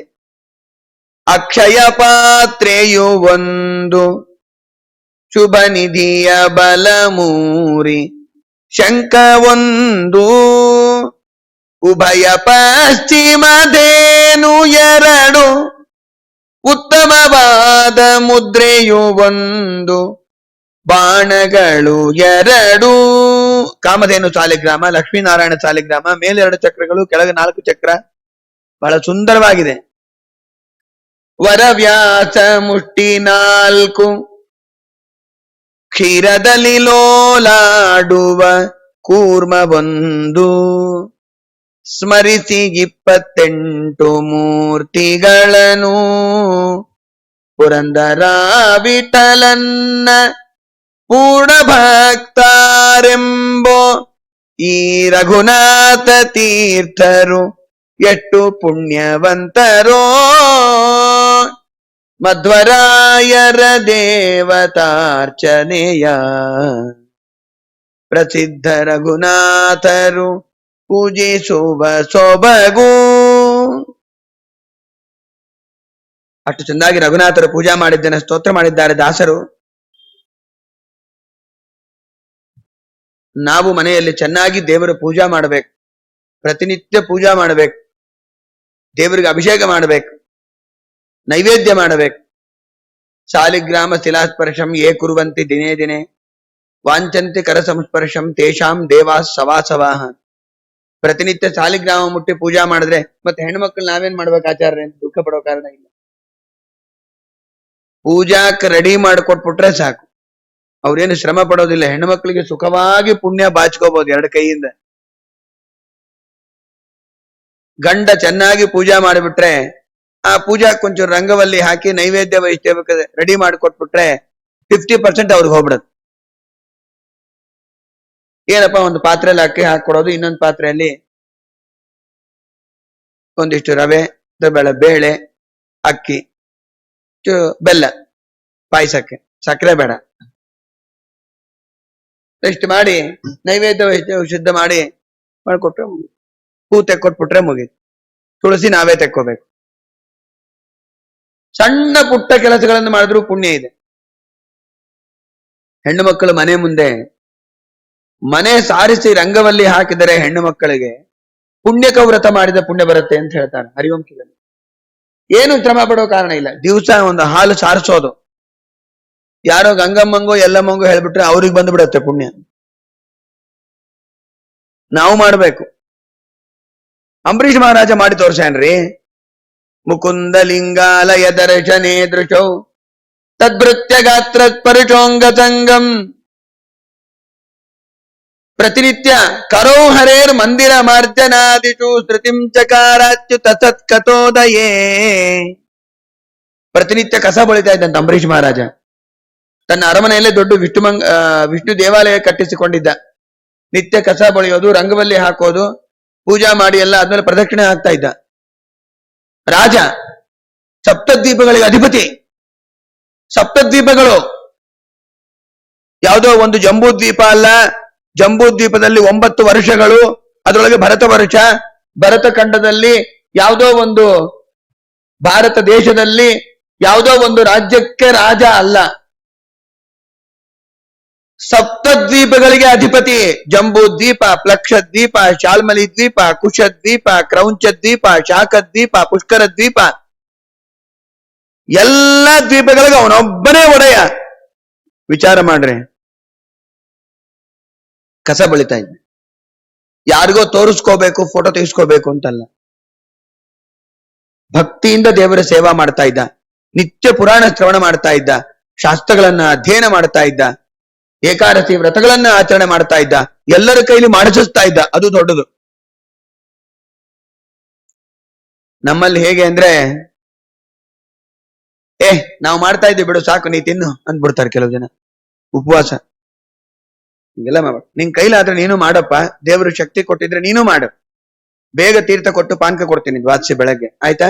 ಮಾಡು ಮಾಡು ಅಂತ ಮಾಡಿಸ್ಬೇಕು. ಅವೆಲ್ಲ ಮಾಡ್ತಾ ಇದ್ದ ಮಹಾರಾಜ. ಅವನು ಪೂಜಾ ಮಾಡಿ ತೋರ್ಸಾನ, ಮಾಡ್ಬೇಕು ನಾವೆಲ್ಲ. ಎಲ್ಲ ದೇವತೆಗಳನ್ನ ಪೂಜಾ ಮಾಡ್ಬೇಕು. ಹೆಣ್ಣು ಮಕ್ಕಳು ಮನೆ ಮುಂದೆ ನೀರು ಚೆಲ್ಲಿ ರಂಗವಲ್ಲಿ ಹಾಕಿದ್ರೆ ಸಾಲಿಗ್ರಾಮಕ್ಕೆ ಅಭಿಷೇಕ ಮಾಡಿ ಮಲ್ಲಿಗೆ ಏರಿಸಿದಷ್ಟು ಪುಣ್ಯ. ಬರೀ ನೀರು ಚೆಲ್ಲಿ ರಂಗವಲ್ಲಿ ಹಾಕಿದ್ರೆ ಇಷ್ಟು ಪುಣ್ಯ ಇದ್ದಾಗ ಯಾಕೆ ಬಿಟ್ಕೋಬೇಕು? ನಾವು ಪೂಜಾ ಚೆನ್ನಾಗಿ ಮಾಡ್ಬೇಕು ಶ್ರದ್ಧೆಯಿಂದ. ಇಲ್ಲ ಮಾಡೋರಿಗೆ ಅನುಕೂಲ ಮಾಡಿಕೊಡ್ಬೇಕು. ಸರ್ವದಾ ಭಗವದಾಜ್ಞೆಯ ಭಗವತ್ ಸನ್ನಿಧೋ ಪೂಜ್ಯಾನಾಂ. ನಾವು ಪೂಜ್ಯರು ಅಂತ ಆಗ್ಬೇಕಾದ್ರೆ ನಾವು ಪೂಜೆ ಮಾಡಬೇಕು ದೇವರನ್ನ. ನಾವು ದೇವರನ್ನ ಸರಿಯಾಗಿ ಪೂಜಾ ಮಾಡದೆ ಹೋದ್ರೆ ನಾವೆಲ್ಲಿ ಪೂಜ್ಯರು ಅಂತ ಆಗ್ತೀವಿ ಹೇಳ್ರಿ? ತಂದೆ ತಾಯಿನ ಪೂಜಾ ಮಾಡ್ಬೇಕು, ಗುರುಗಳನ್ನ ಪೂಜಾ ಮಾಡ್ಬೇಕು, ಬಂಧುಗಳನ್ನ ಪೂಜಾ ಮಾಡ್ಬೇಕು, ದೊಡ್ಡಪ್ಪ ಚಿಕ್ಕಪ್ಪ ಎಲ್ಲರಿಗೂ ಮರ್ಯಾದೆ ಕೊಡಬೇಕು, ಅವರಿಗೆಲ್ಲ ನಮಸ್ಕಾರ ಮಾಡಬೇಕು, ಪೂಜ್ಯರಿಗೆ ಪೂಜೆಯನ್ನ ಮಾಡಬೇಕು. ಒಬ್ಬೊಬ್ಬರಿಗೆ ಒಂದೊಂದು ರೀತಿ ಪೂಜೆ ಇರುತ್ತೆ, ತಾರತಮ್ಯದ ಪ್ರಕಾರ ಎಲ್ಲವನ್ನ ಮಾಡಬೇಕು. ಯಾವಾಗ ನಾವು ಪೂಜ್ಯರು ಅಂತ ಆಗ್ಬೇಕಾದ್ರೆ ನಾವು ಪೂಜಾ ಮಾಡ್ಬೇಕಲ್ಲ. ನಾವೇ ಯಾರನ್ನೂ ಗೌರವ ಮಾಡದೆ ಹೋದ್ರೆ, ನಾವೇ ದೇವರು ಪೂಜಾ ಮಾಡದೆ ಹೋದ್ರೆ ನಾವ್ಯಾಕೆ ಪೂಜ್ಯರು ಅಂತ ಆಗ್ತೇವೆ? ಆದ್ದರಿಂದ ವಾಯುದೇವರು ಪೂಜ್ಯರಾಗಿದ್ದಾರೆ, ದೇವತೆಗಳೆಲ್ಲ ಪೂಜ್ಯರಾಗಿದ್ದಾರೆ. ಭಗವತ್ ಸನ್ನಿಧೋ ಪೂಜ್ಯಾನಾಂ. ಅವರೊಬ್ಬರೇ ಅಲ್ಲ, ಪ್ರತಿಯೊಬ್ಬ ದೇವತೆಗಳು ಕೂಡ ಭಗವಂತನ ಸನ್ನಿಧಾನದಲ್ಲಿ ಪೂಜ್ಯರಾಗಿದ್ದಾರೆ. ತಂತ್ರಸಾರದಲ್ಲಿ ಒಂದು ಮಾತನ್ನು ಹೇಳ್ತಾರೆ. ದೇವರಿಗೆ ನೈವೇದ್ಯ ಮಾಡ್ತೇವಲ್ಲ, ದೇವರಿಗೆ ನೈವೇದ್ಯ ಮಾಡಬೇಕಾದಾಗ, ಮೊದಲನೇ ಸಲ ನೈವೇದ್ಯ ಮಾಡಬೇಕಾದಾಗ ಸಕುಟುಂಬ ಸಪರಿವಾರ ಸಮೇತನಾಗಿ ಎಲ್ಲರಿಗೂ ನೈವೇದ್ಯ ಮಾಡ್ಬೇಕಂತ. ನೀ ಎಲ್ಲರ ಸಮೇತ ಬಂದು ಊಟಕ್ಕೆ ಕೂಡು ಸ್ವಾಮಿ ಅಂತ ಎಲ್ಲರನ್ನ ಕೂಡಿಸ್ಕೋಬೇಕು. ಆಮೇಲೆ ಪ್ರತ್ಯೇಕ ಬೇರೆ ತೀರ್ಥ ಕೊಡೋದು. ಆದ್ರೆ ನಾವು ಅನುಸಂಧಾನ ಮಾಡೋದೇನು ಅಂದ್ರೆ, ನೀ ಸಕುಟುಂಬ ಸಪರಿವಾರ ಸಮೇತನಾಗಿ ಊಟಕ್ಕೆ ಕೂಡು ಅಂತೇಳಿ ಕರಿಬೇಕಂತೆ. ಎಲ್ಲ ದೇವತೆಗಳನ್ನು ಸಹಿತವಾಗಿ ದೇವರನ್ನ, ಲಕ್ಷ್ಮೀನಾರಾಯಣ ದೇವರನ್ನು ಕೂಡ ಕರಿಬೇಕಂತೆ. ಆವಾಗ ದೇವರಿಗೆ ಅತ್ಯಂತ ಸಂತೋಷ ಆಗತ್ತೆ. ಶ್ರೀಮದಾಚಾರ್ಯ ಹೇಳ್ತಾನೆ. ಆಮೇಲೆ ನಿಧಾನಕ್ಕೆ ದೇವ್ರ ನೈವೇದ್ಯ ಲಕ್ಷ್ಮೀ ದೇವಿನೇ ಕೂಡಿಸ್ಬೇಕಾದ್ರೆ ತಾರತಮ್ಯ ಇರೋದಿಲ್ವಾ? ಕರಿಯೋದೆಲ್ಲರನ್ನ ಊಟಕ್ಕೆ ಕರಿತೀವಿ, ಕೂಡಿಸ್ಬೇಕಾದಾಗ ನಿಧಾನಕ್ಕೆ ಒಬ್ರ ಆಮೇಲೆ ಒಬ್ರು, ದೊಡ್ಡವರು ಚಿಕ್ಕವರು ಮಧ್ಯಮರು ಕೂಡಿಸ್ತೀವೋ ಇಲ್ಲ. ಸಕುಟುಂಬ ಸಪರಿವಾರ ಸಮೇತರಾಗಿ ದೇವರಿಗೆ ಒಟ್ಟಿಗೆ ನೈವೇದ್ಯವನ್ನ ಮಾಡಬೇಕಂತೆ. ಆಮೇಲೆ ಎಲ್ಲ ದೇವತೆಗಳನ್ನು ಕೂಡ ಪೂಜಾ ಮಾಡಬೇಕು. ಸರಿಯಾಗಿ ಪೂಜೆ ಮಾಡಿದಾಗ ಮಾತ್ರ ನಾವು ಪೂಜ್ಯರು ಅಂತ ಆಗ್ತೇವೆ. ನಾವು ಪೂಜ್ಯರಾಗೋದು ಬೇಡ, ವಾಯುದೇವರ ಭಕ್ತರ ಲಿಸ್ಟಲ್ಲಿ ಇದ್ರೆ ಸಾಕು. ನಮಗೆ ಯಾರು ಪೂಜಾ ಮಾಡಿದ್ರೆ ಏನ್ ತಗೊಂಡು ಏನ್ ಮಾಡ್ಬೇಕಾಗಿ. ಆದ್ದರಿಂದ ಸರ್ವದಾ ಭಗವತ್ ಸನ್ನಿಧೌ ಭಗವದ್ ಆಜ್ಞೆಯ ಪೂಜ್ಯಾನಾಂ. ವಾಯುದೇವರಿಗೆ ವಿಶೇಷಣ, ಚೆನ್ನಾಗಿ ವಾಯುದೇವರು ಪೂಜಾ ಮಾಡಬೇಕು. ತಥಾ ಭಗವತ ದತ್ತ ವರಾಣಾಂ. ದೇವರು ಒಳ್ಳೆ ವರ ಕೊಟ್ಟಿದ್ದಾನೆ ಅವರಿಗೆ. ಏನು ವರ? ಎಲ್ಲ ಜೀವರಾಶಿಗಳಿಗೆ ನಿಯಾಮಕನೇ ನೀನಾಗಿರ್ಬೇಕು, ಜೀವೋತ್ತಮ ನೀನು, ಎಲ್ಲ ಜೀವರಿಗೆ ಅಭಿಮಾನಿ ದೇವತಾ ನೀನು ಆಗು ಅಂತ ವರ ಕೊಟ್ಟ. ಎಲ್ಲರಿಗೆ ಉಸಿರಾಟವನ್ನ ಆಡಿಸೋ ಕೆಲಸ ನಿಂದು. ಪಂಚ ಪ್ರಾಣಗಳನ್ನ ತೆಗೆದುಕೊಂಡು ದೇಹದಲ್ಲಿ ಎಲ್ಲ ಕಾರ್ಯಗಳನ್ನು ಮಾಡಿಸೋ ಕೆಲಸ ನಿಂದು. ಒಳಗೆ ನಾನು ಇರ್ತೀನಿ, ಅದೇ ಹೆಸರಿನಿಂದ ಅದೇ ರೂಪದಿಂದ ನಾನು ಇರ್ತೀನಿ, ನೀನು ಮಾಡ್ಬೇಕಾ ಕೆಲಸ. ಇದು ದೊಡ್ಡ ಕೆಲಸ. ನೀನು ಮಗ, ಮಂತ್ರಿನೂ ಹೌದು. ನೀನು ಸರಿಯಾಗಿ ಮಂತ್ರವನ್ನು ತಿಳಿದ ಮಂತ್ರಿ ನೀನು. ಎಲ್ಲ ಕೆಲಸವನ್ನು ನೀನು ಮಾಡ್ಬೇಕು. ದೇವರು ವರ ಕೊಟ್ಟಾನು. ವಾಯುದೇವರನ್ನ ಯಾರು ಏನೂ ಮಾಡ್ಲಿಕ್ಕಾಗೋದಿಲ್ಲ. ಯಾರೊಬ್ಬರೂ ಕೂಡ ವಾಯುದೇವರನ್ನ ಪ್ರತಿಭಟನೆ ಮಾಡ್ಲಿಕ್ಕಾಗೋದಿಲ್ಲ. ಅದೇ ಹೇಳಿದ್ನಲ್ಲ, ಹನುಮಂತ ದೇವರನ್ನ, ಭೀಮಸೇನ ದೇವರನ್ನ, ಹಾಗೆ ಮಧ್ವಾಚಾರ್ಯರನ್ನ ಯಾರೊಬ್ಬರೂ ನಿಂತು ಪ್ರತಿಭಟನೆ ಮಾಡ್ಲಿಕ್ಕಾಗೋದಿಲ್ಲ. ಅವರಿಗೇನು ತೊಂದರೆ ಕೊಡ್ಲಿಕ್ಕಾಗೋದಿಲ್ಲ, ಯಾವ ದೈತ್ಯರೇ ಆಗಲಿ. ಸುಮಧ್ವ ವಿಜಯದಲ್ಲಿ ಒಂದು ಪ್ರಸಂಗ ಬರ್ತದೆ. ಮಧ್ವಾಚಾರ್ಯರು ಗಂಗಾ ನದಿ ತೀರವನ್ನು ದಾಟಿ ಬರ್ತಾ ಇರ್ತಾರೆ. ಒಂದು ದೊಡ್ಡ ತುರುಷ್ಕ ರಾಜರ ಗುಂಪು, ಅವ್ರು 100 ಜನ, ಭಾರಿ ಎಲ್ಲ ಗಟ್ಟಿಮುಟ್ಟಿಯಾಗಿರ್ತಾರೆ ಅವರು. ಅವರೆಲ್ಲರೂ ಕೂಡ ಮಧ್ವಾಚಾರ್ಯರು ನೋಡಿ, ಮಧ್ವಾಚಾರ್ಯರು ಹೇಗೆ ಬಂದ್ರು ಅಂದ್ರೆ ನೀರ್ ಮೇಲೆ ನಡ್ಕೊ ಬಂದ್ಬಿಟ್ರು ಆರಾಮಾಗಿ. ಅವರು ಅವ್ರು ಹಿಡ್ಕೊಂಡು ಎಲ್ಲ ಶಿಷ್ಯರನ್ನ ನಡ್ಕೊಂಡ್ ಬಂದ್ಬಿಟ್ರು. ಅಪ್ಲವ ದೇವ ನದಿ ತರಣಂತೆ ಹಂತ ಕಥಂ ಚಚಿಕಿಂ ತ್ವಂ ತಂ ನಿಗದಂತಮಿತಿ ಪ್ರಭೃತಿಗಸ್ಮಾಹಮಃ ಪುರುಷೋತ್ತಮ ದಾಸಃ. ಅವರೆಲ್ಲ ಕೇಳಿದ್ರು, ದೋಣಿ ಇಲ್ದೆ ಹೆಂಗ್ ಬಂದ್ರು ನೀವು? ದೇವರ ಅನುಗ್ರಹದಿಂದ. ಯೋಸೌ ದೇವೋ ವಿಶ್ವದೀಪ ಪ್ರದೀಪ್ತ ಕುರ್ಮಃ ಸರ್ವಂ ತತ್ಪರಾನುಗ್ರಹೇಣ ಯಾವತ್ತಾವತ್ ಪೂರ್ಣಮಾಚಾಮುದೀಚೀಂ ಇತ್ಯಾದ್ಯಂ ತದ್ಭಾಷ್ಯಯ ಚಿತ್ರವಾಕ್ಯಂ. ಅವ್ರಂದ ರಾಜ ಅಂದ, ದೂರದಿಂದ ಮೇಲಿಂದ ನಿಂತು ನೋಡ್ತಾ ಇದ್ದ ರಾಜ. ಆ ನದಿ ದಾಟ್ಕೊಂಡ್ ಬಂದಿದ್ದು ಇವರೆಲ್ಲ ಸುತ್ತುವರೆದು ಬಿಟ್ರು, 100 ಜನ. ಒಂದು ಸಲ ಮಧ್ವಾಚಾರ್ಯರು ಗುದ್ದಿದ್ರೆ ಅವ್ರಿಗೆ ಏನಾಗತ್ತೆ ಹೇಳ್ರಿ? ಒಂದು ಕ್ಷಣಾರ್ಧದಲ್ಲಿ ಎಲ್ಲ ಪುಡಿ ಪುಡಿ ಆಗೋಗ್ತಾರೆ. ಸನ್ಯಾಸಾಶ್ರಮವನ್ನು ಸ್ವೀಕಾರ ಮಾಡಿದ್ದಾರಾದ್ರಿಂದ ದುರ್ಗಾದೇವಿ ಇದ್ದಾಳೆ, ಅವಳು ಆ ಕೆಲಸ ಮಾಡ್ತಾಳೆ, ನಾವೆಲ್ಲ ಮಾಡಬಾರ್ದು. ಸನ್ಯಾಸಿಗಳು ಸರ್ವಸಂಗ ಪರಿತ್ಯಾಗಗಳು. ಭವೇ ತದೋ ನಾಸ್ಪಿಚ ದಂಡಧಾರಕಃ. ದುರ್ಗಾದೇವಿ ಇದ್ದಾಳೆ, ಆದ್ದರಿಂದ ಮಧ್ವಾಚಾರ್ಯರು ಚೆನ್ನಾಗಿ ಮಾತಾಡದು. ಅವ್ರಂತಾರೆ, ನ ಜಡಾ ಜಲೇ ಪತತ ಸಾಹಸಾದಗೋ ನ ಭಯಂ ಹಿವೋ ಬಹುತಯಾ ಬಹೋರ್ಜನಾತ್ ಭವತಾಂ ಪತಿಂ ಕ್ಷಿತಿಪತಿಂ ದಿದೃಕ್ಷವಃ ಪ್ರತಿಯಾಮಕೇನ ಕಲಹಂ ಚಿಕೀರ್ಷತ. ಅವ್ರ ಭಾಷೆಯಲ್ಲೇ ಮಾತಾಡ್ದಂತ ಮಧ್ವಾಚಾರ್ಯರು. ಯಾಕ್ರೋ ನಮ್ಮ ಮೈ ಮೇಲೆ ಬೀಳ್ತೀರಿ? ನಜಡಾ ಜಲೆ, ಏ ಮೂರ್ಖರೇ, ನಮ್ಮ ಮೈ ಮೇಲೆ ಬಿರಬೇಡ್ರು. ಏನ್ ನಾವೇನ್ ಯುದ್ಧ ಮಾಡ್ಲಿಕ್ಕೆ ಬಂದಿವಂತ ತಿನ್ಕೊಂಡ್ರ ನಿಮ್ ಮೇಲೆ? ನಭಯಂ ಹಿವೋ ಬಹುತಯಾ ಬಹೋರ್ಜನ. ನೀವು ಬಹಳ ಮಂದಿ ಇದ್ದೀರಿ, ನಮ್ಮಿಂದ ನಿಮ್ಗೇನ್ ಭಯ? ನಿಮ್ನೇನ್ ಮಾಡ್ತೀವಿ ನಾವು? ನಿಮ್ ರಾಜನ್ ನೋಡ್ಲಿಕ್ ಬಂದೀವಿ ನಾವು. ಮಧ್ವಾಚಾರ್ಯ ಅಂದ್ರು, ಯಾಕೆ ಸುಮ್ಮಗೆ ಜಗಳ ಮಾಡ್ತೀರಿ? ನಿಮ್ಮ ರಾಜನ ಭೇಟಿ ಆಗ್ಲಿಕ್ಕೆ ಹೋಗ್ಲಿಕ್ಕೆ ಬಂದೀವಿ. ರಾಜ ಬಂದ, ರಾಜನ ಹತ್ರ ಮಾತಾಡಿದ್ರು. ಯಾವ ಸೂರ್ಯಾಂತರ್ಗತ ಭಗವಂತನನ್ನು ನೀವು ಉಪಾಸನೆ ಮಾಡ್ತೀರೋ ಆ ಸೂರ್ಯಾಂತರ್ಗತ ಭಾರತೀಯನ ಮುಖ್ಯ ಪ್ರಾಣಾಂತರ್ಗತ ಲಕ್ಷ್ಮೀ ನಾರಾಯಣನೇ ನಮ್ಮನ್ನ ಕರ್ಕೊಂಡ್ ಬಂದಿದ್ದಾನೆ. ಅವನೇ ಕರ್ಕೊಂಡು ಹೋಗ್ತಾನೆ. ಅವನು ಕೊಟ್ಟ ಶಕ್ತಿಯಿಂದಲೇನೆ, ವರದಿಂದಲೇನೆ ನಾವೆಲ್ಲ ಸುಖವಾಗಿ ಎಲ್ಲ ಕಡೆ ಸಂಚಾರ ಮಾಡ್ತಿರ್ತೇವೆ. ನಮ್ಮಿಂದ ನಿಮಗೇನು ಭಯ ಇದೆ? ರಾಜನಿಗೆ ಆನಂದ ಆಗೋಯ್ತು. ಇವಾಗ ಎಲ್ಲೋ ಬೇರೆ ಊರಿಗೆ ಹೋದಾಗ ನಮ್ ಭಾಷೆ ಮಾತಾಡೋರು ಸಿಕ್ಬಿಟ್ರೆ ಏನ್ ಆನಂದ ಆಗತ್ತೆ ನಮಗೆ. ಎಲ್ಲೋ ಗುಜರಾತ್ ಹೋಗಿರ್ತೀವಿ, ನಮ್ಮವ್ರು ಯಾರೋ ಒಬ್ರು ಮಾಧುರ ಕಂಡ್ರು ಅಂತ ಇಟ್ಕೊಳ್ರಿ, ಅದು ಇದೇ ಪಕ್ಕದ ಏರಿಯಾದವ್ರೆ, ಅಮರ ಜ್ಯೋತಿ ನಗರದವ್ರೆ ಅಂತ ಇಟ್ಕೊಳ್ರಿ.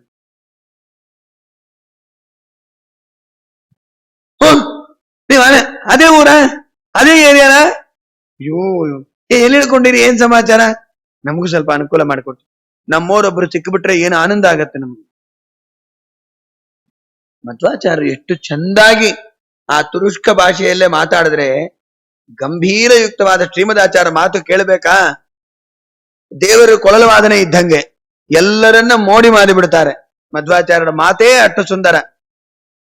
ಗಾಂಭೀರ್ಯಂ ಧೃತಿಮುರು ವೀರ್ಯ ಮಾರ್ಯ ಭಾವಂ ತೇಜೋಗ್ರಂ ಗಿರಮಪಿ ದೇಶ ಕಾಲಯುಕ್ತಾಂ ರಾಜಾಸ್ಯ ಸ್ಫುಟಮುಪಲಭ್ಯ ವಿಸ್ಮಿತೋಸ್ಮೈ ರಾಜ್ಯಾರ್ಧಂ ಸಪದಿ ಸಮರ್ಪಯಾಂ ಬಭೂವ.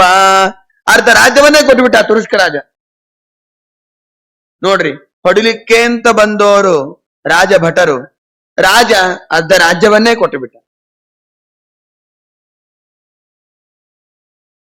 ಆ ನಮ್ಮ ಮಠದ ಪರಂಪರೆಯಲ್ಲೇ ಬಂದಿರತಕ್ಕಂತಹ ಸತ್ಯಬೋಧ ತೀರ್ಥರು, ಅವರು ಕೂಡ ಆವಾಗಿನ ಕಾಲಕ್ಕೆ ನವಾಬ, ಅವನಿಗೆ ಮಕ್ಕಳಾಗಿದ್ದಿಲ್ಲ. ಸತ್ಯಬೋಧರು ಪರಮಾನುಗ್ರಹ ಮಾಡಿ ಅವನಿಗೆ ಉತ್ತಮ ಸಂತಾನ ಆಗುವಂತೆ ಮಾಡಿದ್ರು. ಇಡೀ ಸವಣೂರು ಸತ್ಯಬೋಧರ ಹೆಸರಲ್ಲಿ ಬರೆದು ಬಿಟ್ಟ ಆ ರಾಜ. ಇರ್ಲಿ, ನಮ್ದೇ ದೇಶ, ನಮ್ದೇ ರಾಜ್ಯ, ಅವನ್ ಬರ್ಕೊಟ್ಟಾನೆ ಅಂತ ಇಟ್ಕೊಳ್ರಿ. ಅಂದ್ರೆ ಹೇಳಿದೆ, ಮಾತು ಒಳ್ಳೆ ಮಾತು ಪ್ರಿಯವಾಕ್ಯ ಪ್ರಧಾನೇನ ಸರ್ವೇ ತುಷ್ಯಂತಿ ಜಂತವಃ ತಸ್ಮಾತ್ ತದೇವ ವಕ್ತವ್ಯಂ ವಚನೆ ಕಾದರಿತು. ಮಾತು ಊರು ಮಂಚಿದೈತೆ, ನೋರು ಮಂಚಿದೈತೆ, ಊರು ಮಂಚಿದಿ ಅಂತ ತೆಲುಗುಲ್ ಒಂದು ಗಾದೆ. ನಮ್ ಬಾಯಿ ಚೆನ್ನಾಗಿದ್ರೆ ಊರಲ್ಲಿ ನಾವು ಚೆನ್ನಾಗಿರ್ತೀವಿ ಅಂತ. ಎಲ್ಲರ ಮೇಲೆ ರೇಗೋದು, ಎಲ್ಲರ ಮೇಲೆ ಕೋಪ ಮಾಡ್ಕೊಂಬೋದು, ಸುಮ್ಮಗೆ ಒದರಾಡೋದು, ಜೋರಾಗಿ ಮಾತಾಡೋದು, ಮನಸ್ಸಿಗೆ ನೋವಾಗುವಂತೆ ಮಾತಾಡೋದು, ಇನ್ನೊಬ್ಬರಿಗೆ ಹಿಂಸೆ ಆಗುವಂತೆ ಹಂಗೆಲ್ಲ ಮಾಡಬಾರದು. ನಮಗೆ ಯಾರನ್ನ ಹಂಗ್ ಮಾತಾಡದೆ ದುಃಖ ಆಗತ್ತೋ ಇಲ್ಲೋ? ಒಳ್ಳೆ ಮಾತಿಂದ ಮಾತಾಡದೆ ಏನಾಗೋದಿದೆ? ಇಲ್ಲ ಅವ್ರ ಜೋರ್ ಮಾತಾಡದೆ ನಾವೇನ್ ಮಾಡ್ಬೇಕಾಚಾರ? ಸುಮ್ಮಗಿದ್ದು ಬಿಡ್ರಿ. ನಾವಂತೂ ಹಾಗಿರಬಾರದು. ನಾವು ಕಲಿಯಬೇಕಾದದ್ದು ಸದ್ಗುಣಗಳು. ಸರ್ವದಾ ಭಗವದಾಜ್ಞೆಯ ಭಗವತ್ ಸನ್ನಿಧೌ ಪೂಜ್ಯಾನ. ಭಗವಂತ ಮುಖ್ಯ ಪ್ರಾಣ ದೇವರಿಗೆ ವರವನ್ನು ಕೊಟ್ಟು ಅನುಗ್ರಹ ಮಾಡಿದ್ದಾನೆ ಅಂತಂದ್ರೆ ಯಾರು ತಾನೇ ಮಧ್ವಾಚಾರ್ಯನ ಪೂಜಾ ಮಾಡೋದಿಲ್ಲ, ಭೀಮಸೇನ ದೇವರನ್ನ ಪೂಜಾ ಮಾಡೋದಿಲ್ಲ, ಮುಖ್ಯ ಪ್ರಾಣ ದೇವರ ಹನುಮಂತ ದೇವರನ್ನ ಪೂಜಾ ಮಾಡೋದಿಲ್ಲ? ಹೇಳ್ರಿ. ಸ್ವಾಭಾವಿಕವಾದ ದತ್ತವರ, ದೇವರು ಕೊಟ್ಟ ವರ ಅದು. ಭಗವತ ದತ್ತವರಾಣಾಂ.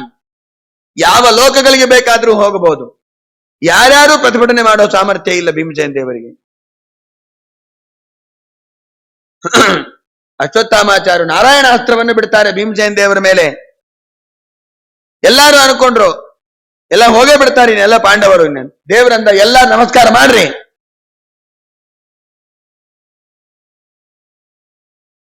ಎಲ್ಲಾರು ಬಗ್ಗೆ ನಮಸ್ಕಾರ ಮಾಡ್ಬಿಟ್ಟು ಕೃಷ್ಣ ಹೇಳಿದ್ದಕ್ಕೆ ನಾರಾಯಣ ಅಸ್ತ್ರ ತಣ್ಣಗಾಗೋಯ್ತು. ಭೀಮಸೇನ ದೇವರು ಹಾಗೆ ನಿಂತಿದ್ದು. ಕೃಷ್ಣ ಅಂದ, ಭೀಮ ನಮಸ್ಕಾರ ಮಾಡು. ದೇವರಂದ, ಸ್ವಾಮಿ ಬದುಕಿನ ಸಲುವಾಗಿ ನಾನು ಬಗ್ಗೋದಿಲ್ಲ. ನಾಸ್ತ್ರ ಯುದ್ಧಂ ಕ್ವಚಿತ್ ಭೀಮೋ ಮನ್ಯಸೆ ಧರ್ಮ ಮಂಜಸ ನಗಿ ಭಾಗವತೋ ಧರ್ಮ ದೇವತಾಭ್ಯುಪಯಾಚನ. ಆ ನಾರಾಯಣ ಅಸ್ತ್ರಕ್ಕೆ ಅಭಿಮಾನಿ ದೇವತೆಗಳು ಅವರೇ. ಮತ್ತೆ ಭೀಮಸೇನ ದೇವರೇ. ಅಶ್ವತ್ಥಾಮಾಚಾರ್ಯ ಏನ್ ಬಿಟ್ರಲ್ಲ ಬ್ರಹ್ಮಾಸ್ತ್ರವನ್ನ, ನಾರಾಯಣ ಅಸ್ತ್ರವನ್ನ, ಅದಕ್ಕೆ ಅಭಿಮಾನಿ ದೇವತೆಗಳು ವಾಯುದೇವರೇ. ಅದು ಇದೇ ಭೀಮಸೇನ ದೇವರೇ. ನಾನ್ಯಾಕೆ ಬಗ್ಬೇಕು? ಆದ್ರೆ ಅಸ್ತ್ರ ದೇವರದಲ್ವಾ, ದೇವರನ್ನು ಪ್ರಾರ್ಥನೆ ಮಾಡಬೇಕು. ಕೃಷ್ಣನೇ ಬಂದು ಕುತ್ತಿಗೆ ಹಿಡಿದು ಬಗ್ಗಿಸಿದನಂತೆ ಭೀಮಸೇನ ದೇವರು. ನಿನಗೆ ಬೇಡಪ್ಪ, ನನಗೆ ನೀ ಬೇಕು. ಕೃಷ್ಣ ಬಂದು ಭೀಮಸೇನ ದೇವರ ಕೋಳನ್ನ ಬಗ್ಗಿಸಿ, ಸ್ವಾಮಿ ನೀ ಬಗ್ಗಿಸಿದ್ರೆ ಆರಾಮಾಗಿ ಬಗ್ಗುತ್ತೀನಿ, ಅವರಿಗೆ ಬಗ್ಗಲ್ಲ. ನೀ ಬಗ್ಗಿಸು, ನಾಟ್ಟಾಗ ನಮಸ್ಕಾರ ಮಾಡಿ. ಭಗವತ ದತ್ತವರಾಣ.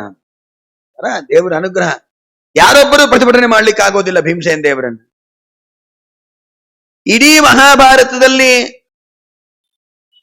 ಕೃಷ್ಣ ಪರಮಾತ್ಮನ ನಂತರ ಜಗಜ್ಜಟ್ಟಿ ಮಲ್ಲರುಳು ಮಲ್ಲ, ಅಪ್ರತಿಮ ಮಲ್ಲರು ಅಂತಂದ್ರೆ ಅದು ಭೀಮಸೇನ ದೇವರೊಬ್ಬರೇ. ಇದನ್ ಯಾರೋ ಹೇಳೋದಲ್ಲ, ದುರ್ಯೋಧನ ಹೇಳ್ತಾನೆ. ಭೀಮಶ್ಚ ಬಲಭದ್ರಶ್ಚ ಮದ್ರರಾಜಶ್ಚ ವೀರ್ಯವಾನ್ ಚತುರ್ಥ ಕೀಚಕಶ್ಚೈವ ಪಂಚಮಂ ನಾನು ಶುಶ್ರುಮ ಅಂತ. ಭಗವತ ದತ್ತವರಾಣ ದ್ವಾತ್ರಿಂಶಲ್ ಲಕ್ಷಣೋಪೇತಾನಾಂ. ಇನ್ನೊಂದು ವಿಶೇಷಣ ವಾಯುದೇವರಿಗೆ 32 ಲಕ್ಷಣಗಳು. ಕನಿಷ್ಠ ಪಕ್ಷ 18 ಲಕ್ಷಣಗಳಿದ್ರೆ ಅವರನ್ನ ದೇವತೆಗಳು ಅಂತ ತಿಳಿಯಬೇಕು. 32 ಲಕ್ಷಣಗಳಿದ್ದಾನೆ. ಆ ಲಕ್ಷಣಗಳೆಲ್ಲ ಬಹಳ ಸಮ ವಿಭಕ್ತಾಂಗ. ಕೈಗಳೆಲ್ಲ ಸಮವಾಗಿ ಇರಬೇಕು, ಹಣೆ ವಿಶಾಲವಾಗಿರಬೇಕು, ಎದೆ ಉಬ್ಬಿರಬೇಕು, ಹೊಟ್ಟೆ ತೆಳ್ಳಗಿರಬೇಕು, ಇಲ್ಲಿ 3 ರೇಖೆ, ಕಂಠದಲ್ಲಿ 3 ರೇಖಾಗಳು, ಹೊಟ್ಟೆ ಮೇಲೆ 3 ರೇಖಾಗಳು ಇರಬೇಕು. ವರ ರೇಖಾತ್ರಯವಾನ್ ಗುರೋರ್ಗಲಹ ಸುಮಧ್ವಿಜಯದಲ್ಲಿ ಹೇಳ್ತಾನೆ. ಈ ರಾಮಾಯಣದಲ್ಲೂ ಹೇಳಿದ್ದಾನೆ. ಸೀತಾದೇವಿ ಹತ್ರ ಹನುಮಂತ ದೇವರು ಹೋದಾಗ ನಾಟಕ ಮಾಡ್ತಾಳ ಸೀತಾದೇವಿ. ಯಾರು ನೀನು? ನಾನು ಹನುಮಂತ, ರಾಮನ ಭಂಟ. ಕೇಸರಿ ಎಂಬ ಕಪಿಯ ಮಗ, ಅಂಜನಾದೇವಿಯ ಮಗ ಆಂಜನೇಯ ನಾನು. ಜಗತ್ಸ್ವಾಮಿಯಾದ ರಾಮಚಂದ್ರನ ಭಕ್ತ ನಾನು. ಗ್ಯಾರಂಟಿ ಏನು ಒಂದು ಸೀತಾದೇವಿ. ನಾಟಕ ಆಕೆ ಗೊತ್ತು, ಜಗಜ್ಜನನಿ ಲಕ್ಷ್ಮೀ ದೇವಿಗೆಲ್ಲ ಗೊತ್ತು. ರಾವಣನೇ ನೀನ್ ವೇಷ ಹಾಕೊಂಡ್ಬಂದಿದ್ರೆ ಇಲ್ಲ, ನಾನೇ. ಹಾಗಾದ್ರೆ ರಾಮದೇವರ ಚರಿತ್ರೆ ಎಲ್ಲವನ್ನೂ ಹೇಳಿದ್ರಂತೆ. ರಾಮದೇವರ ಲಕ್ಷಣಗಳನ್ನು ಹೇಳು ಅಂತ ಕೇಳಿದ್ರಂತೆ ಸೀತಾದೇವಿ. ಆವಾಗ 32 ಲಕ್ಷಣಗಳನ್ನು ಹನುಮಂತ ದೇವರು ಹೇಳ್ತಾರೆ. ರಾಮಚಂದ್ರ ದೇವರು ಕೈಗಳು ಸಮವಾಗಿ ಇರಬೇಕು, ಬಾಳೆ ದಿಂಡಿನಂತೆ ನೈಸಾಗಿರಬೇಕು. ನಮ್ದೆಲ್ಲ ಸೊಟ್ಟಪಟ್ಟ ಇರತ್ತೆ. ನಮ್ಮ ಕೈ ಒಂದು ಉದ್ದ ಒಂದು ಗಿಡ್ಡ ಇರತ್ತೆ. ಬೆರಳುಗಳೆಲ್ಲ ಉದ್ದ ಇರಬೇಕು, ಒಂದಿಷ್ಟು ಉದ್ದ ಇರಬೇಕು, ಒಂದಿಷ್ಟು ಪ್ರಮಾಣ ಉದ್ದ ಇರಬೇಕು ಅಂತಿದೆ. ಬೆರಳುಗಳು ಬಹಳ ಉದ್ದ ಇರಬೇಕು, ಅಂಗೈ ವಿಶಾಲವಾಗಿರ್ಬೇಕು, ಪದ್ಮದ ಚಿಹ್ನೆ ಇರಬೇಕು. ಆಮೇಲೆ ನಾವು ನಿಂತುಕೊಂಡ್ರೆ ನಮ್ಮ ಅಂಗೈ ನಮ್ಮ ಮಂಡಿಗೆ ತಾಕ್ಬೇಕು, ಬಗ್ಗಬಾರ್ದು. ಬಗ್ಗಿ ತಾಕಿಸ್ಕೊಂತೀವಿ, ನಾನು ತಾಕಿಸ್ಕೊಂತೀನಿ ನೋಡ್ರಿ. ಹಂಗಲ್ಲ, ನಾವು ಎದ್ದು ನಿಂತು ಸ್ಟ್ರೈಟ್ ಆಗಿ ನಿಂತಾಗ ಆಜಾನುಬಾಹು ಅಂತ ಕರೀತಾರಲ್ಲ, ನಮ್ಮ ಕೈ ನಮ್ಮ ಜಾನುಗೆ ತಾಕ್ತಿರ್ಬೇಕು.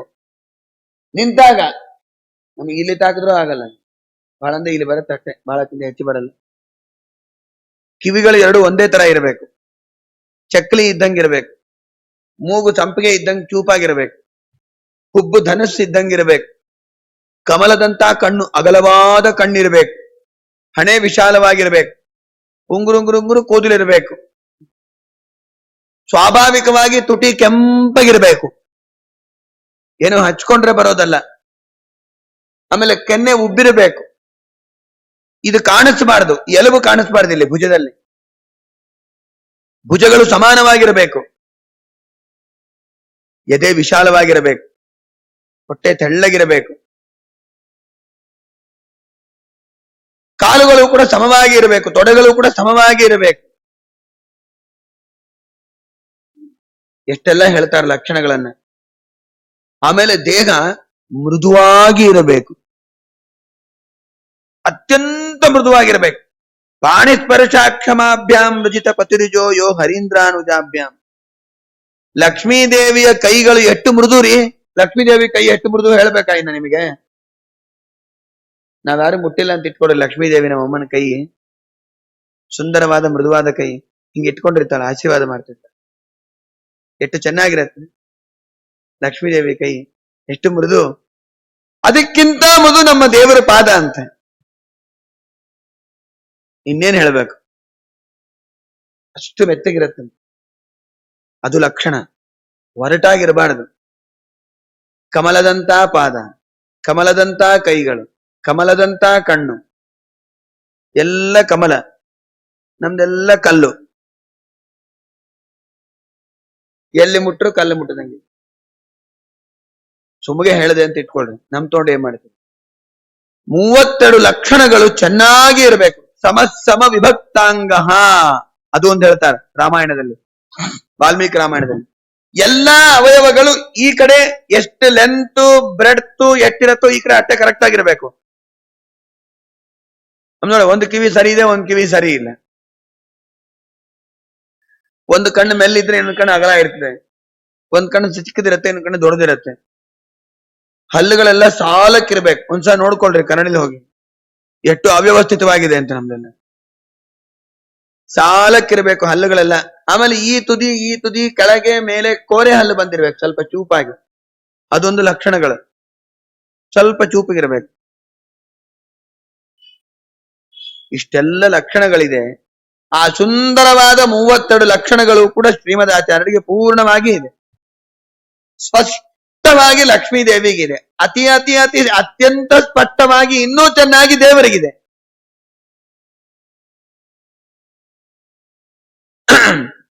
ಮಧ್ವಾಚಾರ್ಯರಿಗೂ ಕೂಡ ಇದೆ. ಅದಕ್ಕೆ 23 ಲಕ್ಷಣೋಪೇತಾನ.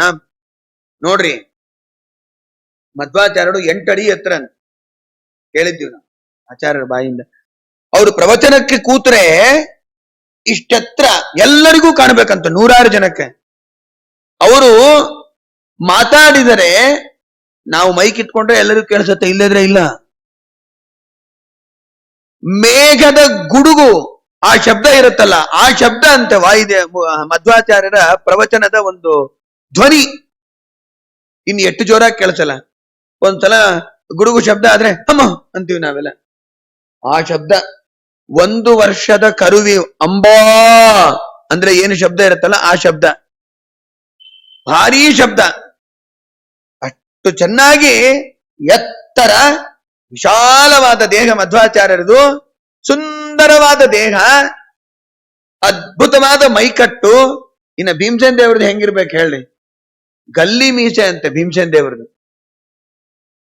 ಎಲ್ಲಾರು ಯಾರು ಮೀಸೆ ಮೇಲೆ ನಿಂಬೆಹಣ್ಣು ಇಟ್ಕೊಂತಾರೋ, ನಿಂಬೆಹಣ್ಣು ನಿಲ್ಲಿಸ್ಬೇಕಂತೆ ಮೀಸೆ ಮೇಲೆ.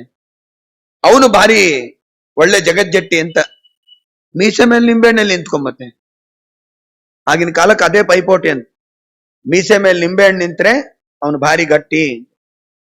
ನಮ್ ಭೀಮಸೇನ್ ದೇವ್ರು ಮೀಸೆ ಮೇಲೆ ಬ್ರಹ್ಮಾಂಡ ಇಟ್ಕೊಂತಾರ್ರಿ,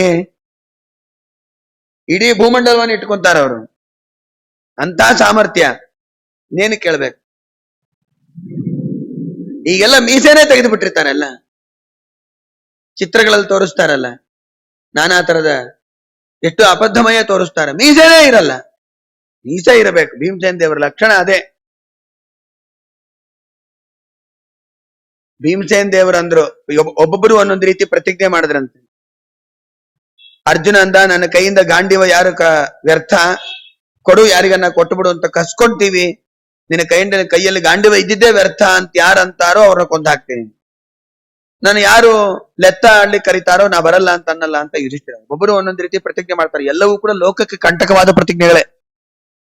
ಯಾರಿಗೂ ತೊಂದರೆ ಆಗದೆ ಇರುವ ಪ್ರತಿಜ್ಞೆ ಮಾಡಿದ್ದು ಅಂತಂದ್ರೆ ಅದು ಭೀಮಸೇನ್ ದೇವರು ಮಾತ್ರ.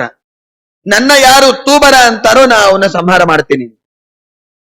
ಇದನ್ನ ಬಚ್ಚಿಟ್ಕೊಂಡು ದುರ್ಯೋಧನನು ಕೇಳಿಸ್ಕೊಂಡಿದ್ದೇನೆ. ತೂಬರ ಅಂದ್ರೆ ಏನು ಗೊತ್ತಾ? ಮೀಸೆ ಇಲ್ದೆ ಇದ್ದೋನು ಅಂತ ಅರ್ಥ ತೂಬರ. ಭೀಮಸೇನ್ ದೇವ್ರ ಜ್ಞಾನ ನೋಡಿ ಮೀಸೆ ಇಲ್ದೆ ಇದ್ದೋನು ಅಂತ ಅಂತಾರ. ಈ ಪಾಟಿ ಮೀಸೆ ಇದ್ದು ತಲೆ ತುಂಬಾ ಕೂದ್ಲಿರೋ ನೋಡಿ ನೀ ಬೋಡಿ ಅಂತ ಯಾರನ್ನ ಅಂತಾರ? ಬೋಡ ಅಂತ ಕರೀತಾರ? ತಲೆ ತುಂಬಾ ಕೂದಲಿರೋ ವ್ಯಕ್ತಿಯನ್ನು ನೋಡಿ, ಉಂಗುರುಂಗುರು ಕೂದಲಿಡೋ ವ್ಯಕ್ತಿಯನ್ನು ನೋಡಿ ಯಾರು ಅನ್ನಲ್ಲ. ಭಾರೀ ಮೀಸೆ ಭೀಮಸೇನ್ ದೇವ್ರು ನೋಡಿ ತೂಬರ ಅಂತ ಯಾರನ್ನ ಅಂತಾರ? ಅನ್ನೋದೇ ಇಲ್ಲ.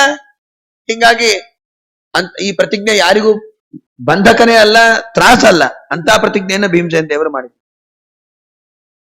ಅಷ್ಟು ಒಳ್ಳೆ ಲಕ್ಷಣ ಇತ್ತು ಭೀಮಸೇನ್ ದೇವರ ಮೈಕಟ್ಟು. ಅತ್ಯದ್ಭುತ, ಅತಿ ಸುಂದರ.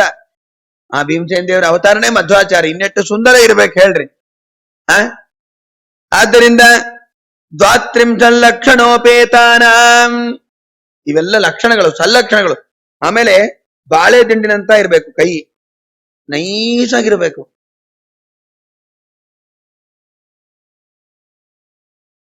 ಸಮಗ್ರ ಗುರು ಲಕ್ಷಣೋಪೇತಾನಾಂ, ಗುರುಗಳಿಗೆ ಇರಬೇಕಾದ ಎಲ್ಲಾ ಲಕ್ಷಣಗಳು ಕೂಡ ಮಧ್ವಾಚಾರ್ಯರಲ್ಲಿ ಇದೆ.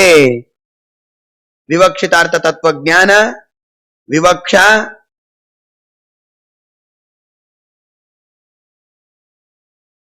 ಒಳ್ಳೆ ಶಾಸ್ತ್ರವನ್ನ ಚೆನ್ನಾಗಿ ತಿಳಿಸಿಕೊಡ್ತಾರೆ. ಪದ್ಮನಾಭ ತೀರ್ಥರು, ನರಹರಿ ತೀರ್ಥರು, ಮಾಧವ ತೀರ್ಥರು, ಅಕ್ಷೋಭ್ಯ ತೀರ್ಥರು, ಋಷಿಕೇಶ ತೀರ್ಥರು, ಸತ್ಯತೀರ್ಥರು, ಆಮೇಲೆ ಉಪೇಂದ್ರ ತೀರ್ಥರು, ಮಧ್ವಾಚಾರ್ಯ ಶಿಷ್ಯರೆಲ್ಲ ಇವರೆಲ್ಲ 15ನೇ ಸರ್ಗದಲ್ಲಿ ಹೇಳ್ತಾರೆ. ಒಂದಿಷ್ಟು ಲಿಸ್ಟ್ ಹೇಳ್ತಾರೆ. ಆಮೇಲೆ ತ್ರಿವಿಕ್ರಮ ಪಂಡಿತಾಚಾರ್ಯರು, ನಾರಾಯಣ ಪಂಡಿತಾಚಾರ್ಯರು, ಏನವರು ಪಾಂಡಿತ್ಯ. ಅವರೆಲ್ಲ ಶ್ರೀಮದಾಚಾರ್ಯರ ಮುಂದೆ ಕುಳಿತುಕೊಂಡು ಚೆನ್ನಾಗಿ ಪಾಠವನ್ನ ಹೇಳಿಸಿಕೊಂಡು ಅವರು ವೈಷ್ಣವ ಸಿದ್ಧಾಂತವನ್ನ ಹಿಡಿದಿದ್ದಾರೆ ಅಂತಂದ್ರೆ ಇನ್ನು ಎಷ್ಟು ಚೆನ್ನಾಗಿ ಗುರುಗಳ ಲಕ್ಷಣ ಅವರಲ್ಲಿ ಇರ್ಲಿಕ್ಕಿಲ್ಲ, ಎಷ್ಟು ಚೆನ್ನಾಗಿ ಪಾಠ ಹೇಳಲಿಕ್ಕಿಲ್ಲ. ಜಗದ್ಗುರುಗಳು, ದೇವತೆಗಳಿಗೆ ಪಾಠವನ್ನು ಹೇಳುವ ಮಧ್ವಾಚಾರ್ಯರು ಸಾಮಾನ್ಯರಿಗೆ ಚೆನ್ನಾಗಿ ಪಾಠವನ್ನು ಹೇಳೋದೇನು ಇದೇನು ದೊಡ್ಡ ಆಶ್ಚರ್ಯಕರ ಅಲ್ಲ ಇದು. ಅವರೊಬ್ಬರೇ ಗುರುವಿನ ಗುಲಾಮನಾಗುವ ತನಕ ದೊರೆಯದಣ್ಣ ಮುಕುತಿ, ದೊರೆಯದಣ್ಣ ಮುಕುತಿ. ಪರಿ ಪರಿ ಶಾಸ್ತ್ರಗಳ ಅನೇಕವ ಓದಿ ವ್ಯರ್ಥವಾಯಿತು ಭಕುತಿ. ನಿಜವಾದ ಗುರುಗಳು ಮಧ್ವಾಚಾರ್ಯರು. ಮಧ್ವಮತದ ಸಿದ್ಧಾಂತದ ಪದ್ಧತಿ ಬಿಡಬ್ಯಾಡಿ ಬಿಡಬ್ಯಾಡಿ, ಬಿಟ್ಟು ಕೆಡಬ್ಯಾಡಿ ಕೆಡಬ್ಯಾಡಿ. ಘೋರ ಯಮನ ಭಯ ದೂರ ಓಡಿಸಿ ಮುರಾರಿಯ ಚರಣವ ತೋರೋತ್ತ ಮಾರ್ಗವ.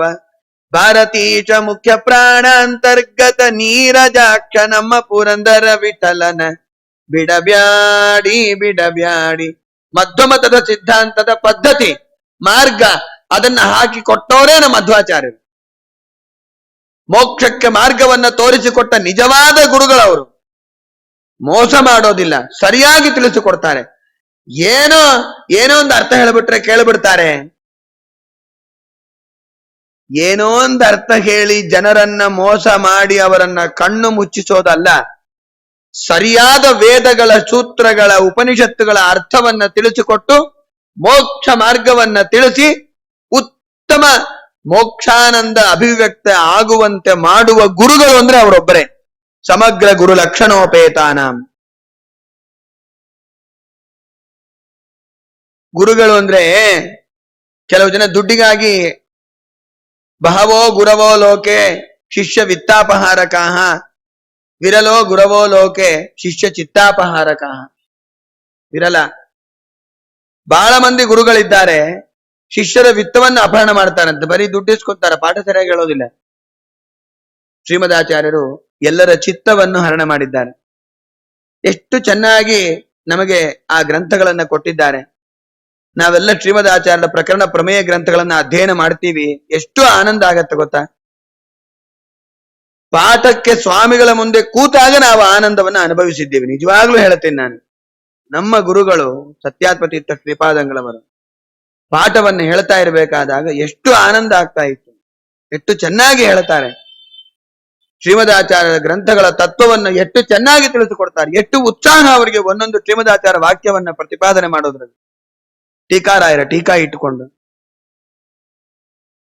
ಅದು ಆ ಸಮಗ್ರ ಗುರು ಲಕ್ಷಣ ವಾಯುದೇವರಲ್ಲೊಬ್ಬರಲ್ಲೇ ಇರೋದು. ಆ ನಂತರ ಅವರ ಪೀಠದಲ್ಲಿ ಬಂದಿರತಕ್ಕಂಥ ಪ್ರತಿಯೊಬ್ಬ ಗುರುಗಳಿಗೂ ಕೂಡ ಆ ಗುರುಗಳ ಲಕ್ಷಣ ಇದೆ ಅಂತ ನಾವು ಚಿಂತನೆ ಮಾಡಬೇಕು.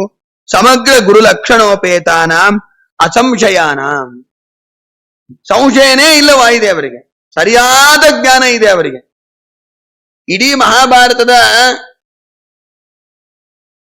ಕಥೆಯನ್ನು ಶ್ರೀಮದಾಚಾರ್ಯರು ಹೇಳ್ತಾ 18ನೇ ಅಧ್ಯಾಯ ಮಹಾಭಾರತ ತಾತ್ಪರ್ಯ ನಿರ್ಣಯದಲ್ಲಿ ಭಾಗವತೋತ್ತಮರು ಅಂತಂದ್ರೆ ವಾಯುದೇವರೊಬ್ಬರೇ ಅಂತ ಪ್ರತಿಪಾದನೆ ಮಾಡಿದ್ದಾರೆ. ಸಂಶಯನೇ ಇಲ್ಲ ಭಗವಂತನ ವಿಷಯಕವಾಗಿ. ಒಂದಲ್ಲ ಒಂದು ಸಲ ಯುಧಿಷ್ಠಿರ, ನಕುಲ, ಸಹದೇವ, ಭೀಷ್ಮಾಚಾರ್ಯರು, ದ್ರೋಣಾಚಾರ್ಯರು ಅವರೆಲ್ಲ ದೇವರ ಬಗ್ಗೆ ಸಂಶಯ ಪಟ್ಟವರೇ. ಅರ್ಜುನನು ದೇವರ ಮುಂದೆ ಗರ್ವ ಮಾಡಿದ್ದಾನೆ. ಅವೆಲ್ಲ ಪ್ರಸಂಗಗಳು ಬಹಳ ಇದೆ ಅಂತ ಇಟ್ಕೊಳ್ರಿ. ಅರ್ಜುನನು ಗರ್ವ ಪ್ರದರ್ಶನ ಮಾಡಿದ್ದಾನೆ, ನನಗಿಂತ ಭಾರಿ ಪರಾಕ್ರಮಿ ಯಾರಿಲ್ಲ ಗಾಂಡೀವ ಯುದ್ಧ ಮಾಡೋದ್ರಲ್ಲಿ, ದೇವರು ಏನಿಲ್ಲ ಸುಮ್ಮಗೆ ಅವನಿಗೇನು ಗೊತ್ತು ಕೃಷ್ಣ ಪರಮಾತ್ಮ. ಯುಧಿಷ್ಠಿರನಿಗೂ ಕೂಡ ದೇವರ ಮೇಲೆ ಸಂಶಯ. ಯುದ್ಧ ಎಲ್ಲ ಮುಗಿದ್ಮೇಲೆ ಕೊಟ್ಟು ಕಳಿಸ್ಬೇಕಾದ್ರೆ ಚತುರಂಗ ಸೇನಾ ಕೊಟ್ಟು ಕಳಿಸ್ದ ಹಿಂದ್ಗಡೆ ದೇವರಿಂದ. ಯಾಕೆಂದ್ರೆ ದೇವ್ರನ್ನ ಯಾರನ್ನ ಕೊಂದು ಬಿಟ್ರೆ ಅಂಬೋ ಭಯದಿಂದ ಕೊಟ್ಟು ಕಳಿಸ್ದ ಯುಧಿಷ್ಠಿರ. ಅವೆಲ್ಲ ಭಾಗವತದಲ್ಲಿ ಬರುತ್ತೆ ಆ ಪ್ರಸಂಗ.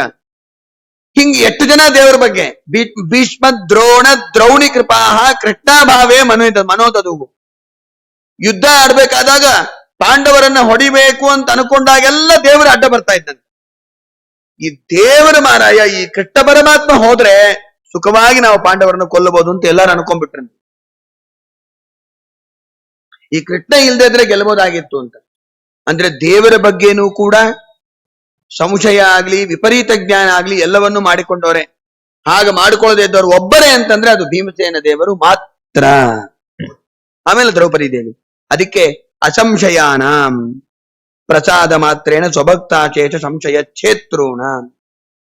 ಕೇವಲ ಆ ಮುಖ್ಯ ಪ್ರಾಣದೇವರ ಅನುಗ್ರಹವನ್ನ ಪಡೆದರೆ ಶಾಸ್ತ್ರಗಳಲ್ಲಿ ಬರುವ ನಮಗೆ ಎಲ್ಲ ಸಂಶಯಗಳನ್ನು ಕೂಡ ಪರಿಹಾರ ಮಾಡಿದ್ದಾರೆ, ಮಾಡ್ತಾನೇ ಇರ್ತಾರೆ, ಇವತ್ತಿಗೂ ಮಾಡಿದ್ದಾರೆ. ಅಂದ ಮೇಲೆ ಅವರ ಅನುಗ್ರಹವನ್ನ ಪ್ರಸಾದ ಅಂತಂದ್ರೆ ಅನುಗ್ರಹೋನ್ಮುಖರಾಗೋದು, ನಮ್ಮ ಮೇಲೆ ಅನುಗ್ರಹವನ್ನ ಮಾಡೋದು. ಅದು ಮಾಡಿಬಿಟ್ಟಾರ ಅವರು. ಅದು ಮಾಡಿದ್ದಕ್ಕೇನೆ ಇಷ್ಟೆಲ್ಲ ಶಾಸ್ತ್ರಗಳು ನಮಗೆಲ್ಲ ಕೊಟ್ಟಿದ್ದು ಶ್ರೀಮದಾಚಾರ್ಯರು, ಎಲ್ಲ 37 ಗ್ರಂಥಗಳು ಕೂಡ.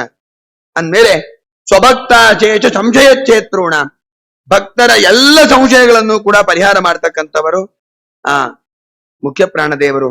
ಪ್ರಣವಾದ್ಯಚೇತ ವೈಷ್ಣವ ಮಂತ್ರೋದ್ಧಾರಕಾಣ, ಎಲ್ಲ ಮಂತ್ರಗಳನ್ನು ಜಪ ಮಾಡೋರು, ಪ್ರತಿನಿತ್ಯ ಜಪ ಮಾಡ್ತಾರೆ. ನಾವು ಒಂದು ಎಣಿಸಿ ಹಬ್ಬ ಅಂದ್ರೆ ಒಂದು 8 10 ಮಾಡ್ಬೋದಷ್ಟೇ. ಅವ್ರು ಎಲ್ಲ ಮಂತ್ರಗಳನ್ನು ಕೂಡ ಜಪ ಮಾಡ್ತಾರೆ ಶ್ರೀಮದಾಚಾರ್ಯರು, ವಾಯುದೇವರು. ಇದೆಲ್ಲ ಗುಣಗಳು ಅವರಲ್ಲಿ ಇದೆ. ಅಂತ ವಾಯುದೇವರು ನಮಗೆ ಅನುಗ್ರಹ ಮಾಡಬೇಕು. ಒಂದಲ್ಲ ಒಂದ್ ದಿವಸ ನಾವು ಕೂಡ ನಮ್ಮ ಯೋಗ್ಯತಾನುಸಾರ ಎಲ್ಲ ಮಂತ್ರಗಳನ್ನು ಜಪ ಮಾಡುವ ಆ ಸಾಮರ್ಥ್ಯವನ್ನು ನಮಗೆ ಕೊಡಬೇಕು ಅಂತ ರಾಯರು ಪರಮ ಭಕ್ತಿಯಿಂದ ವಾಯುದೇವರ ಗುಣಗಳನ್ನು ಸ್ತೋತ್ರ ಮಾಡುವ ಮೂಲಕವಾಗಿ ತಮ್ಮಲ್ಲೂ ಕೂಡ ಆ ಎಲ್ಲ ಗುಣಗಳು ಬರಬೇಕು, ದೇವರ ಅನುಗ್ರಹ ಆಗಬೇಕು ಅಂತ ಮಂತ್ರಾಲಯ ಪ್ರಭುಗಳು ಪ್ರಾರ್ಥನೆ ಮಾಡ್ತಾರೆ ಮುಖ್ಯ ಪ್ರಾಣದೇವರನ್ನ. ನಾಳೆ ಇನ್ನ ವಿಶೇಷ ವಿಷಯಗಳನ್ನು ತಿಳಿಯೋಣ. ಶ್ರೀಕೃಷ್ಣ ಅರ್ಪಣಮಸ್ತು. ಅನೇನ ಭಾವ್ಯ ಸದಾಪ್ನೋತು ಗುರು ಪರಿತೋಷ.